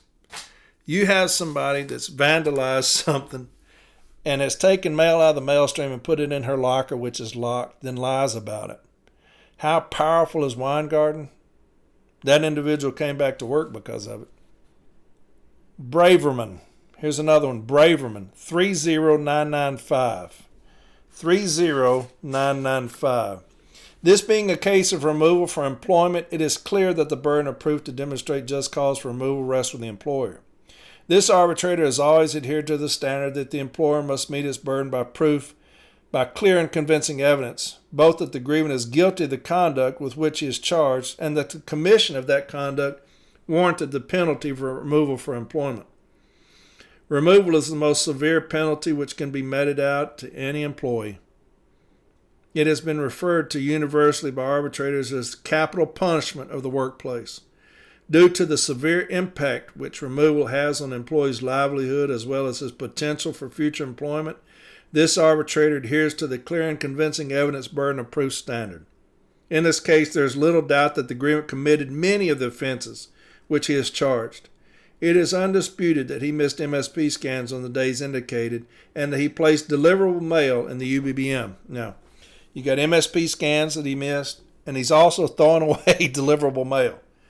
There was also little dispute that he had been instructed to take reminder cards for MSP scans with him on his route and did not do so. It appears, however, that these offenses were not initially considered to be sufficiently important to impose discipline at the time of their occurrence. This is evidenced by the fact that the employer was well aware of these offenses in January and early February, but chose to take no disciplinary action until March 19th after it learned of the unreported accident. It appears that the employer had chosen not to take any further action on the offenses until more severe offenses occurred. The offenses regarding unauthorized and extended breaks are a bit more complicated. While it appears that he did take extended time to talk to customers or take extended breaks on February 7th of 2013, at least some time of that time may have been spent in speaking to a customer which was questioning him regarding Saturday delivery. While it does not appear likely that such a conversation lasted as long as the amount of time indicated by the agreement, the employer has not proven otherwise and chose not to investigate the matter further by questioning the store owner. The agreement, however, explained that this was the case for only one of the incidents charged, and does appear that the agreement did in fact extend his street time by engaging in unnecessary conversation and, by his own admission, simply losing track of time. Again, however, the employer, for unexplained reasons, took no action on this misconduct until after it learned of the unreported accident more than 1 month later. It thus appears again that the employer was willing to overlook this misconduct until the more serious offense of failing to report an accident came to light. More importantly, however, despite the fact that the agreement allegedly wasted time on his route when the agreement was questioned regarding those events in February 11, 2013, he asked if his union steward should be present. He was advised that this was not necessary.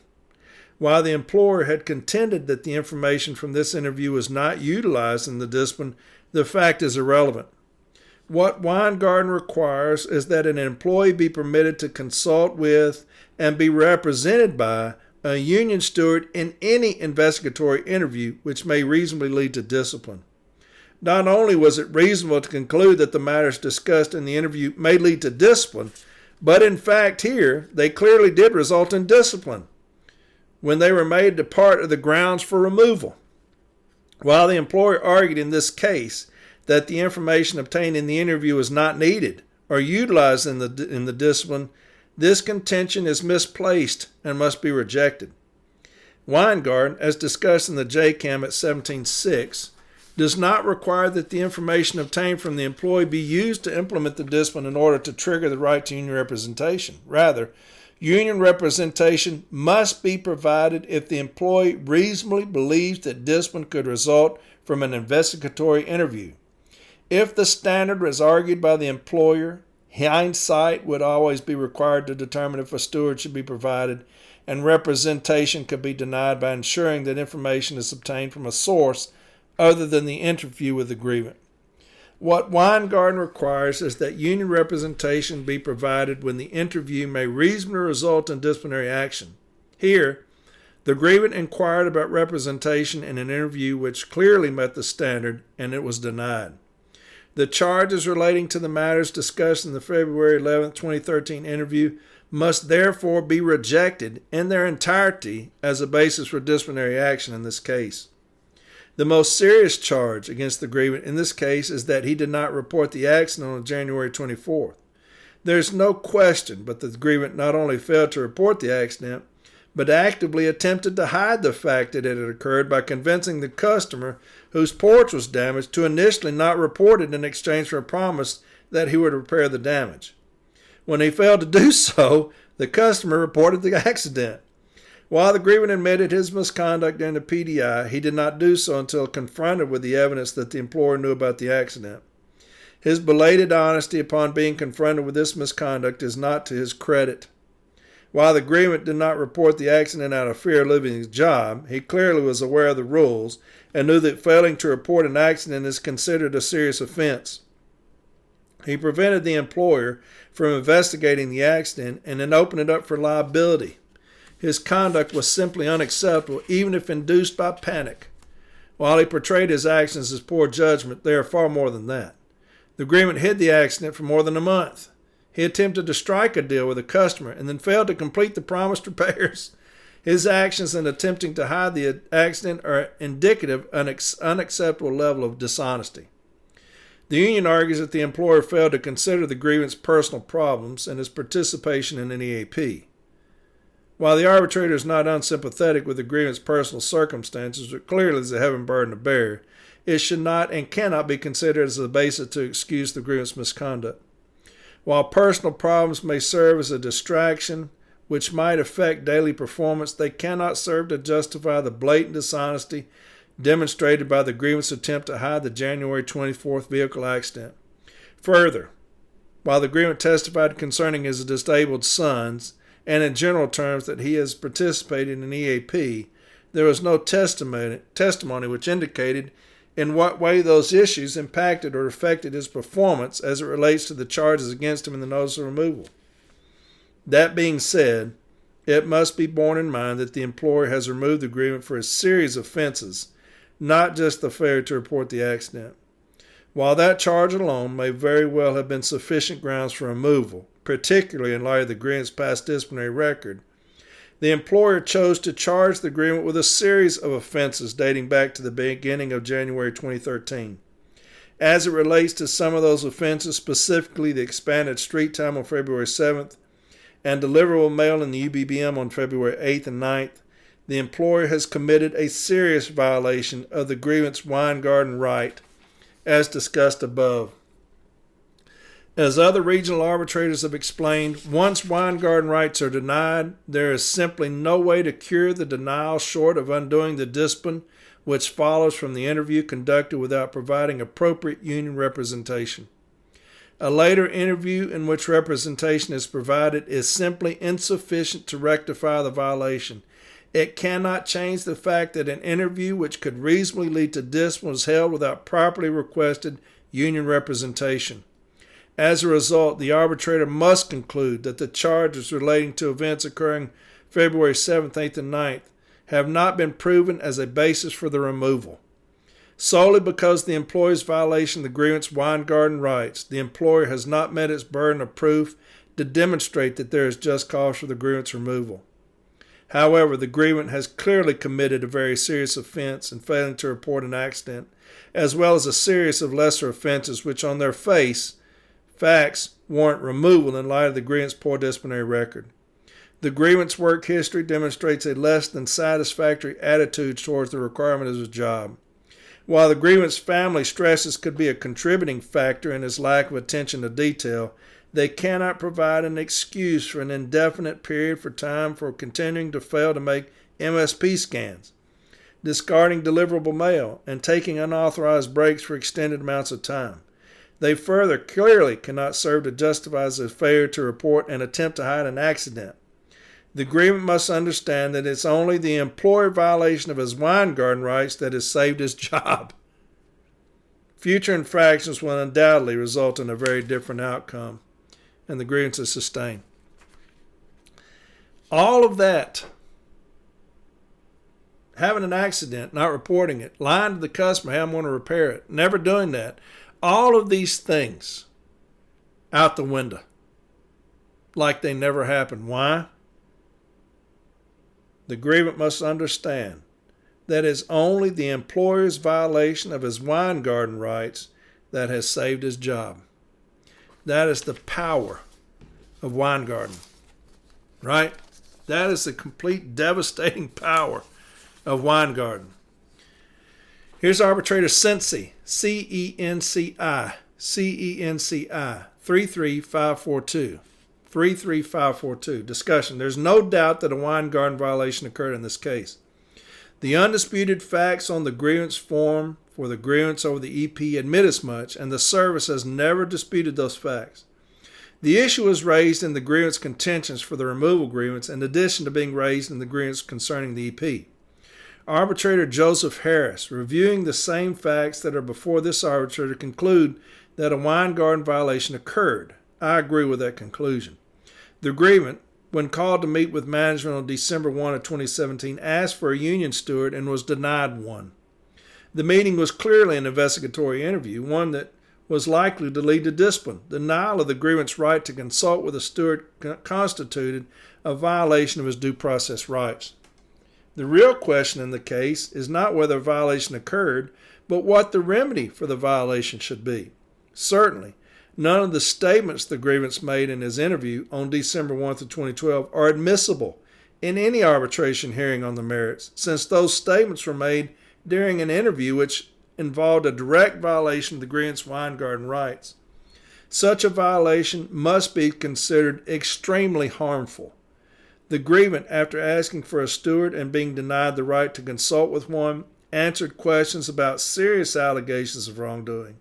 The interview led to his immediate placement off duty and was part of an investigation that ultimately led to his removal. The service argues that notwithstanding any violation that may have occurred on December 1 during the initial interview of the grievant, statements he made at a later investigatory meeting at which he was afforded the right to consult with a steward and have a steward present are admissible. I find, however, that the serious violation of the grievant's rights that occurred when his request for a steward was denied on December 1 could not be cured when a second interview on the same subject was held on December 21. The grievant's unrebutted testimony was that he was asked essentially the same questions at a later interview as at the first. Based on those facts, it would be difficult to conclude that the initial interview held in violation of Weingarten was harmless error without a major impact on the entire investigation. I agree with arbitrator Roberta Bayhackle, who wrote in this case, once a grievance request to confer with a steward about his right is denied and an investigative interview is improperly held, the moment has passed where the grievant's rights can be restored simply by holding another interview in accordance with the prescribed procedures. Therefore, when management has conducted an investigative interview after denying the grievant his right to a union steward, it cannot heal or correct its actions by simply holding another interview with a union representative present. That's Bayhackle at page 6. For the reasons set forth above, the grievance statements made throughout the investigation into this matter are inadmissible in an arbitration concerning his removal. Here's one by Zach Morris. Zach Morris, 37138. 37138. Zach Morris. Before proceeding, I feel I must first state that while this grievance will be sustained, that should not be interpreted as an endorsement of Mrs. Brooks' behavior. Physical violence is for very good reason prohibited by numerous postal rules and regulations.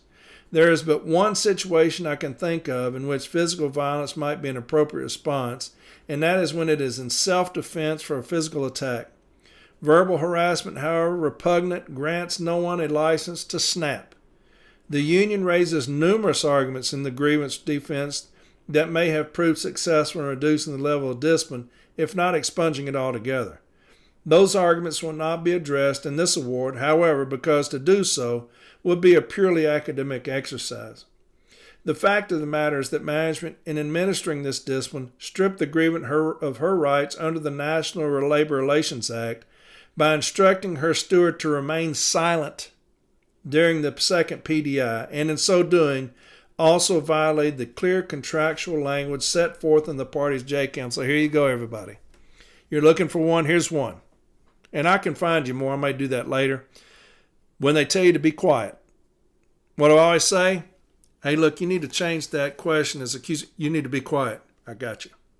I'll be quiet. Write that down. What time? What question? Okay? The fact of the matter is that management, in administering this discipline, stripped the grievant of her rights under the National Labor Relations Act by instructing her steward to remain silent during the second PDI, and in so doing, also violated the clear contractual language set forth in the parties' JCAM. As Justice Brennan wrote, a single employee confronted by an employer investigating whether certain conduct deserves discipline may be too fearful or inarticulate to relate accurately the incident being investigated, or too ignorant to raise extenuating factors.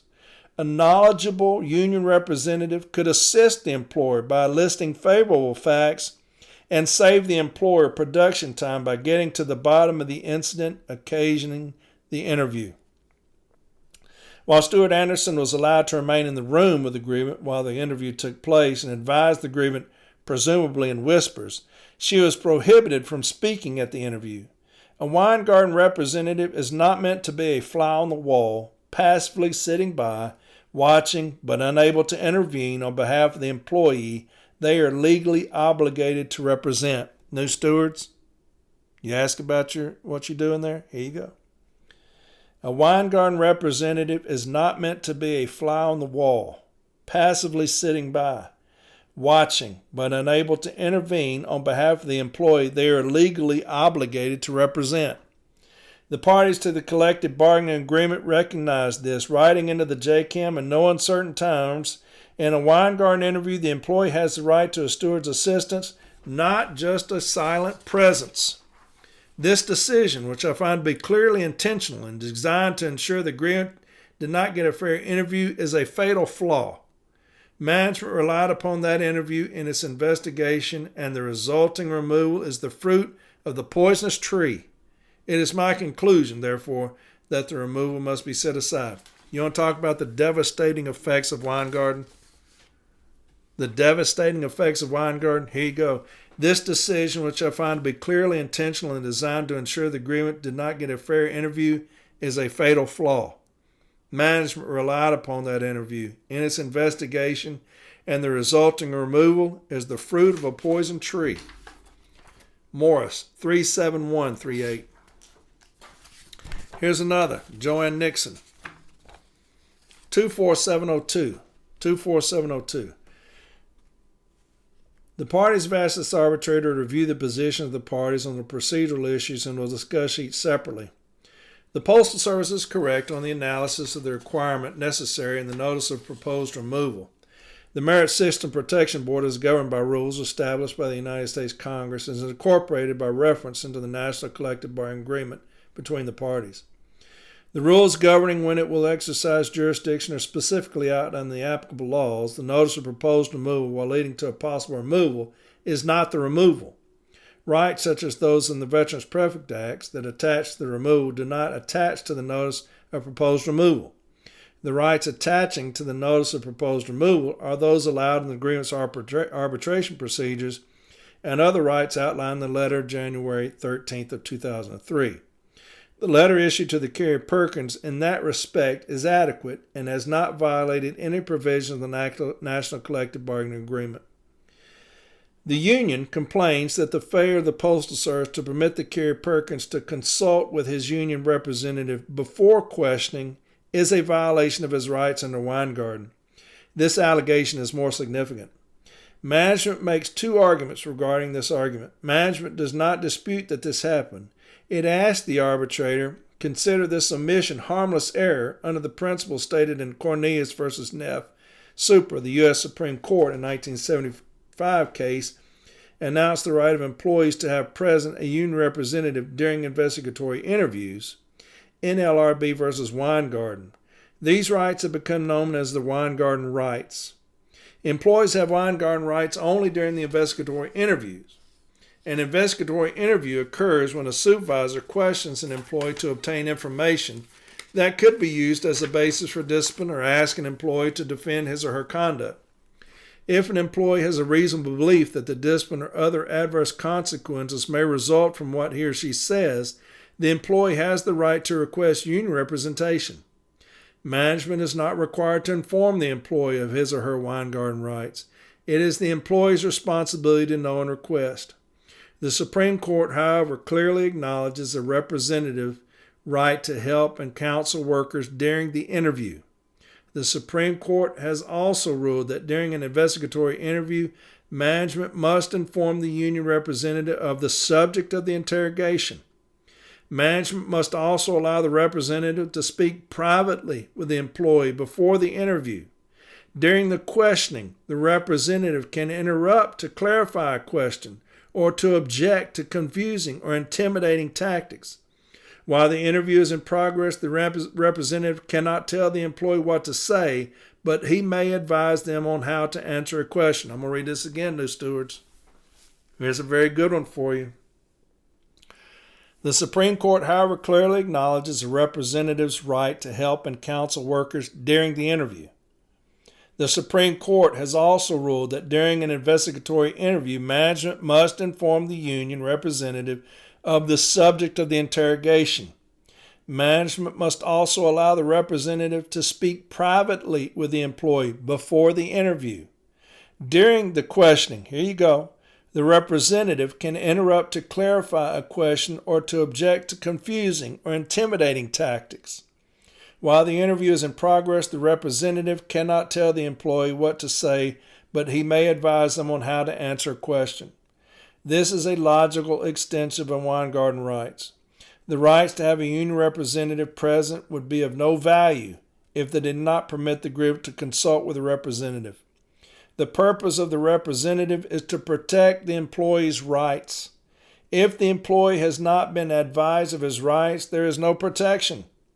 Therefore, the failure to be afforded this right is potentially dangerously harmful.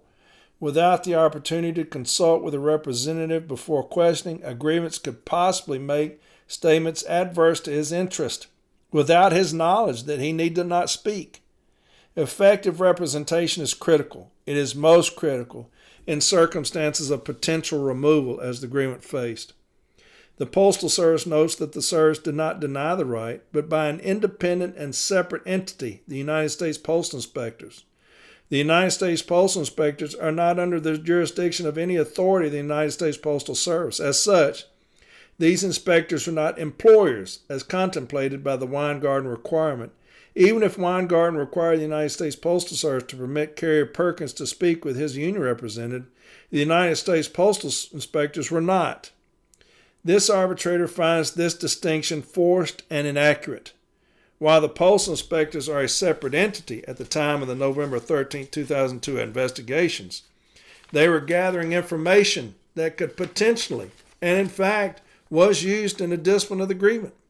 They were standing in the shoes of the employer. As such, they must be willing to follow all safeguards that would apply to the employer. Those safeguards included permitting the grievant to meet privately with the union representative.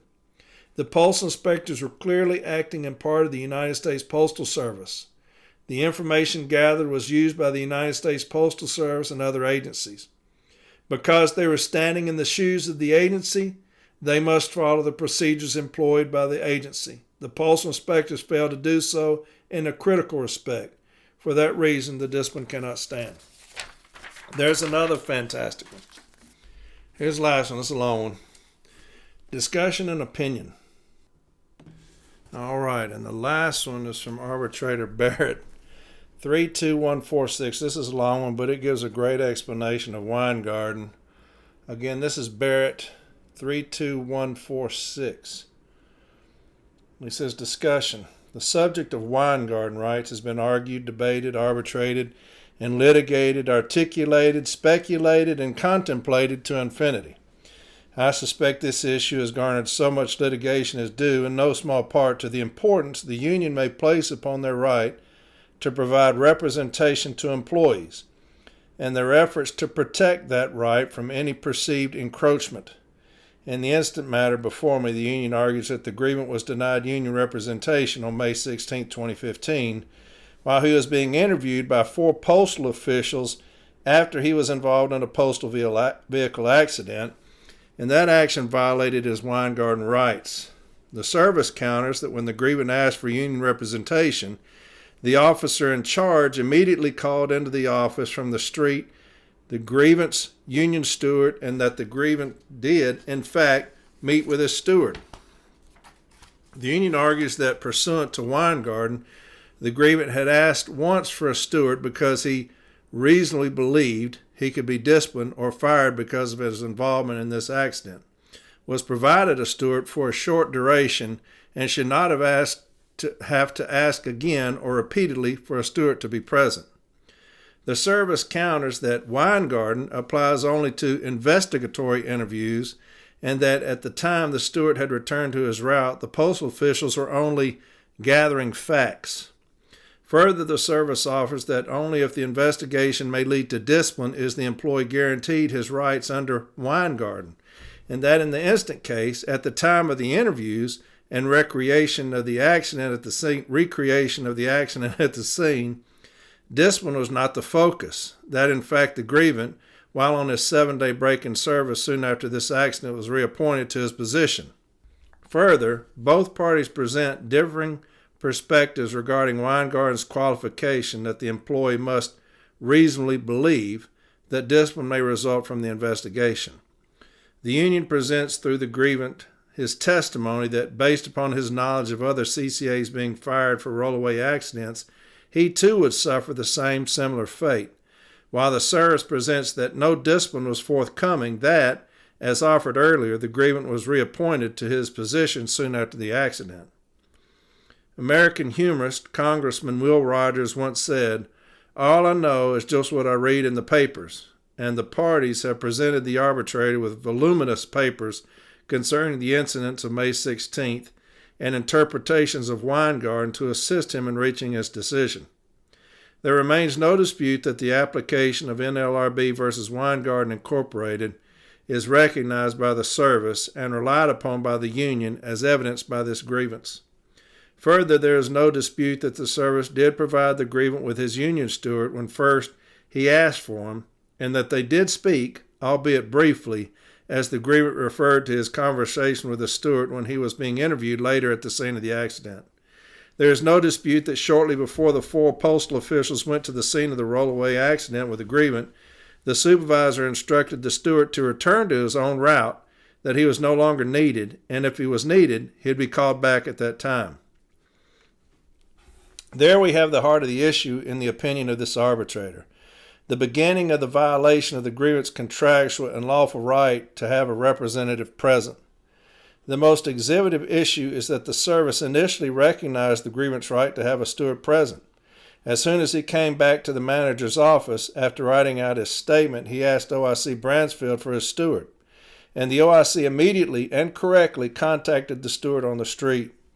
Within a half hour of his initial call to the steward, the OIC called him back and instructed him to return to the office. So far, so good. The service was under no obligation to provide a steward to the grievant until the time he asked for one, and when he did, the service, while not immediately, provided him with one. There is no dispute that the grievant met with his steward at the office. However, it was then decided by senior postal officials to take the grievant to the scene of the accident and recreate the events. This recreation, without dispute, involved continued questioning of the grievant while on the street. The problem, in the arbitrator's opinion, is that before leaving with the grievant for the street, Supervisor McGill instructed the steward to return to his route, that he was no longer needed. There is some dispute between the parties over this conversation. The steward claims he protested, the supervisor claims he offered no objection, and neither did the grievant. While the fog of time and different people's perceptions of events can change over time, I must find it more credible that an experienced union steward, as Mr. Lenane appears to be, would go quietly back to his route, knowing the full extent of this accident and the grievant's involvement in it. The supervisor, during his examination by the union, offered that he instructed the steward to return to his route because he had mail to deliver. The OIC testified that it was a mutual decision by the postal officials that the union steward was no longer needed. The overwhelming pronouncements associated with the application of Weingarten will find those actions by the service to be in violation of this procedural right, in my opinion. The service argues that absent the steward, they were only conducting a gathering of facts, and therefore it was not an investigative interview, and therefore the grievant was not entirely entitled to a representative. However, it defies reason that the gathering of facts did not constitute an investigation into the accident. Further, there is no dispute that the service was going to continue their questioning of the grievant while on the street.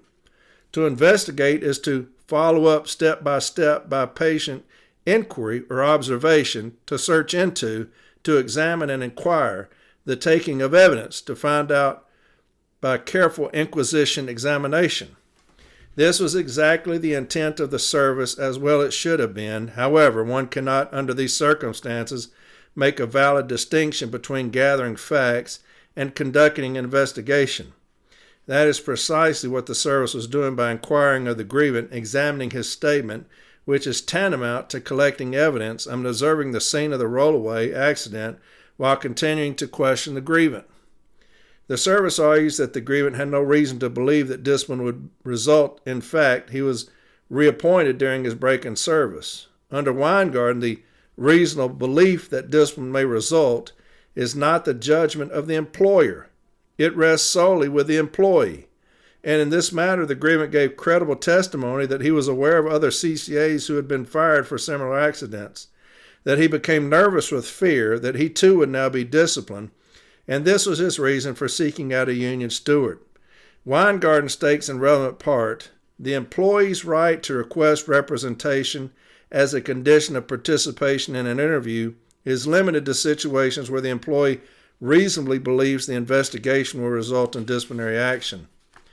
The grievant, a CCA with less than a year of service, had reason to be concerned about his future postal employment, given the circumstances of his vehicle accident, and this fact alone should have been acknowledged by the service on May 16th. Thus we examined the three common rules or tests on whether the Weingarten rule has been applied correctly. 1. Does the employee have a reasonable basis to believe that discipline may result? The grievant expressed his nervousness about being disciplined based upon what he claimed to know of other CCAs being fired for having rollaway vehicle accidents. Without question, it is reasonable to think that based on the seriousness of the accident, absent any discovered mechanical defect, the employee would likely face such discipline. 2. Does the interview with the employee come under any of the exclusions to the Weingarten rule? Weingarten does not apply to such run-of-the-mill shop floor conversations such as giving the employee instructions or training or needed corrections of work techniques. It does not apply to interviews, discussions, and other types of encounters in which an employee is not asked to supply information or in which discipline is not in prospect. In no reasonable way, shape, or form can the questioning of the grievant, the request for a written statement, and his involvement in the recreation of the accident with its attendant questioning under these circumstances on May 16th meet any of these exclusions. 3. Has the employee actually requested representation?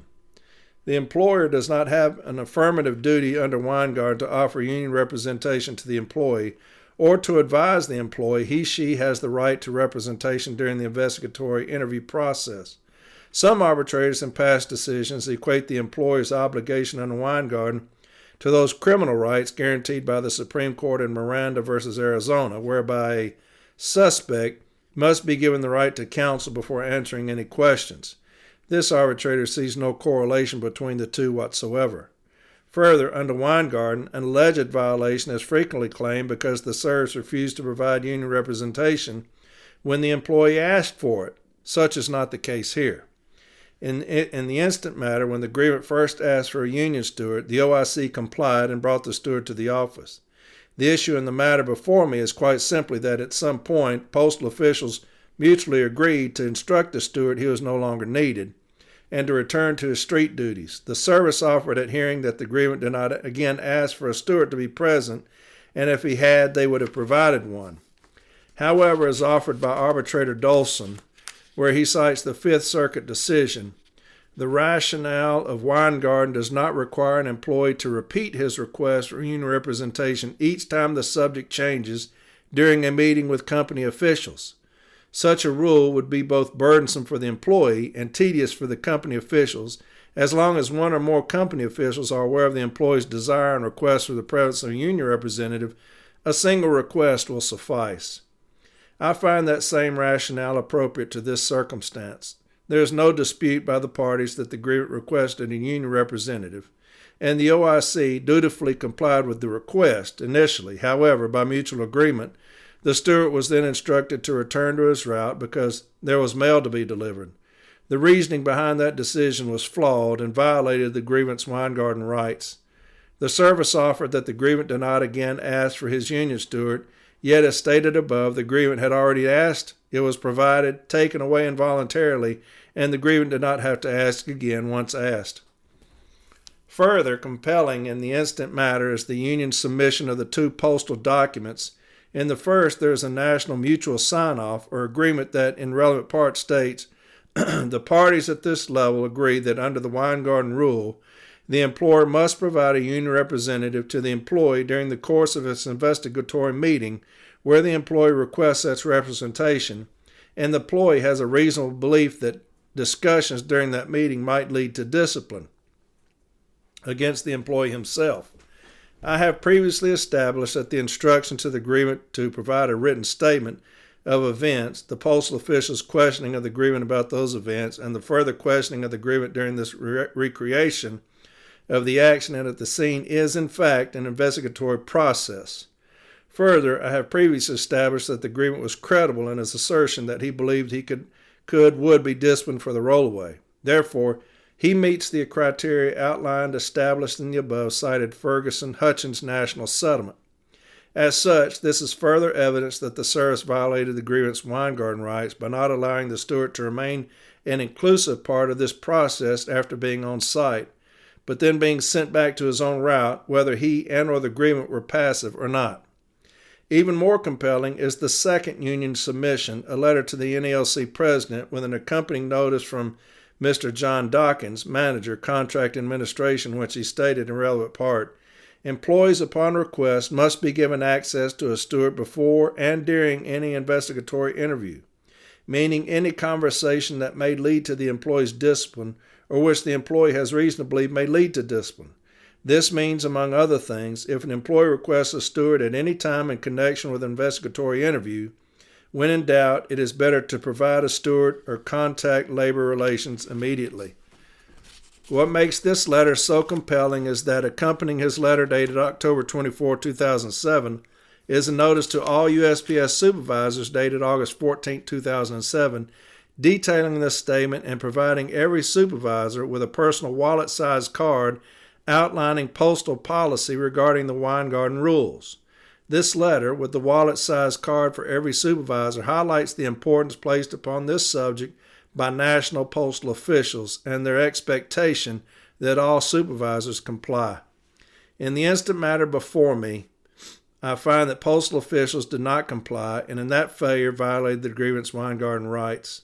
In Mr. Dawkins' notice, he states, when in doubt, it is better to provide a steward. In this matter before me, there is no evidence that local postal officials had any doubt about what they should do regarding the steward. The supervisor noted that they had mail to deliver, and while that is extremely important, that is the mission of the U.S. Postal Service, but in doing so, one simply cannot violate the rights provided to employees and guaranteed by law and contract. There were 4 postal officials questioning the agreement who was a CCA with less than a year of service. 2 of the 4 officials were senior postal executives, while for the most part, the agreement stood alone. This is not only a violation of his rights, it is intimidating, and it is inherently unfair and unjust. Nothing useful would or should be gained employing this manner of inquiry, investigation, or gathering of facts. Certainly the result of this failure to provide a union steward is far more costly in time, effort, and financial compensation than it would have been to simply allow the steward to remain. The rationale for this decision escapes me. I have considered the arbitration decisions submitted by the service and find them to offer differing situations than that which is in the instant case. And then he goes over the cites. For all the reasons stated above, I find conclusive evidence that the service violated the agreement's Weingarten rights to have a steward present during the events of May 16, 2015 at the Marblehead Post Office and on the site of the vehicle accident. This has also violated his rights pursuant to Article 17 of the agreement. And it says the grievance is sustained. So there's a good rundown of Weingarten, okay? So new stewards, the importance of Weingarten, the Weingarten rights. It's devastatingly important. You see in those cases cited, we have physical attacks, we have theft of mail, the hiding of mail, rollaway accidents. None of them considered. None of them considered once Weingarten was violated. That's the importance of it. What do you do inside that investigatory interview? You protect that carrier. As the agent, you protect the carrier and hope that management tells you to be quiet. And that's exactly what we'll do, and we'll take good notes about that, okay? All right, well, that's it for today. Sorry I'm kind of somber, but my little angel weighs heavy on me, and but I wanted to do this episode because I said I would. And so I love each and every one of you. If you pray, I ask that you pray for my daughter Hannah, and she goes Wednesday to get some test results, and so we're just praying that that's all good, right? And so I love you very much, Light Blue, and I will talk to y'all Sunday. It's supposed to be a major winter storm coming through Nashville, anywhere from 8 to 20 inches of snow, and that will shut us down for a month. I remember going to Buffalo. It was up there past where Grosskopf is, and they had about 10 feet of snow piled up on the side of the roads where they cleared it off. I remember telling my wife that would shut us down in Nashville for a month, and they're just driving around like nothing. But we get an inch, and we don't know how to act. So, yeah, we got us a big one coming this weekend, and so I'll talk to y'all Sunday. We'll get back into it, and I love y'all, and I'll talk to you later. Bye.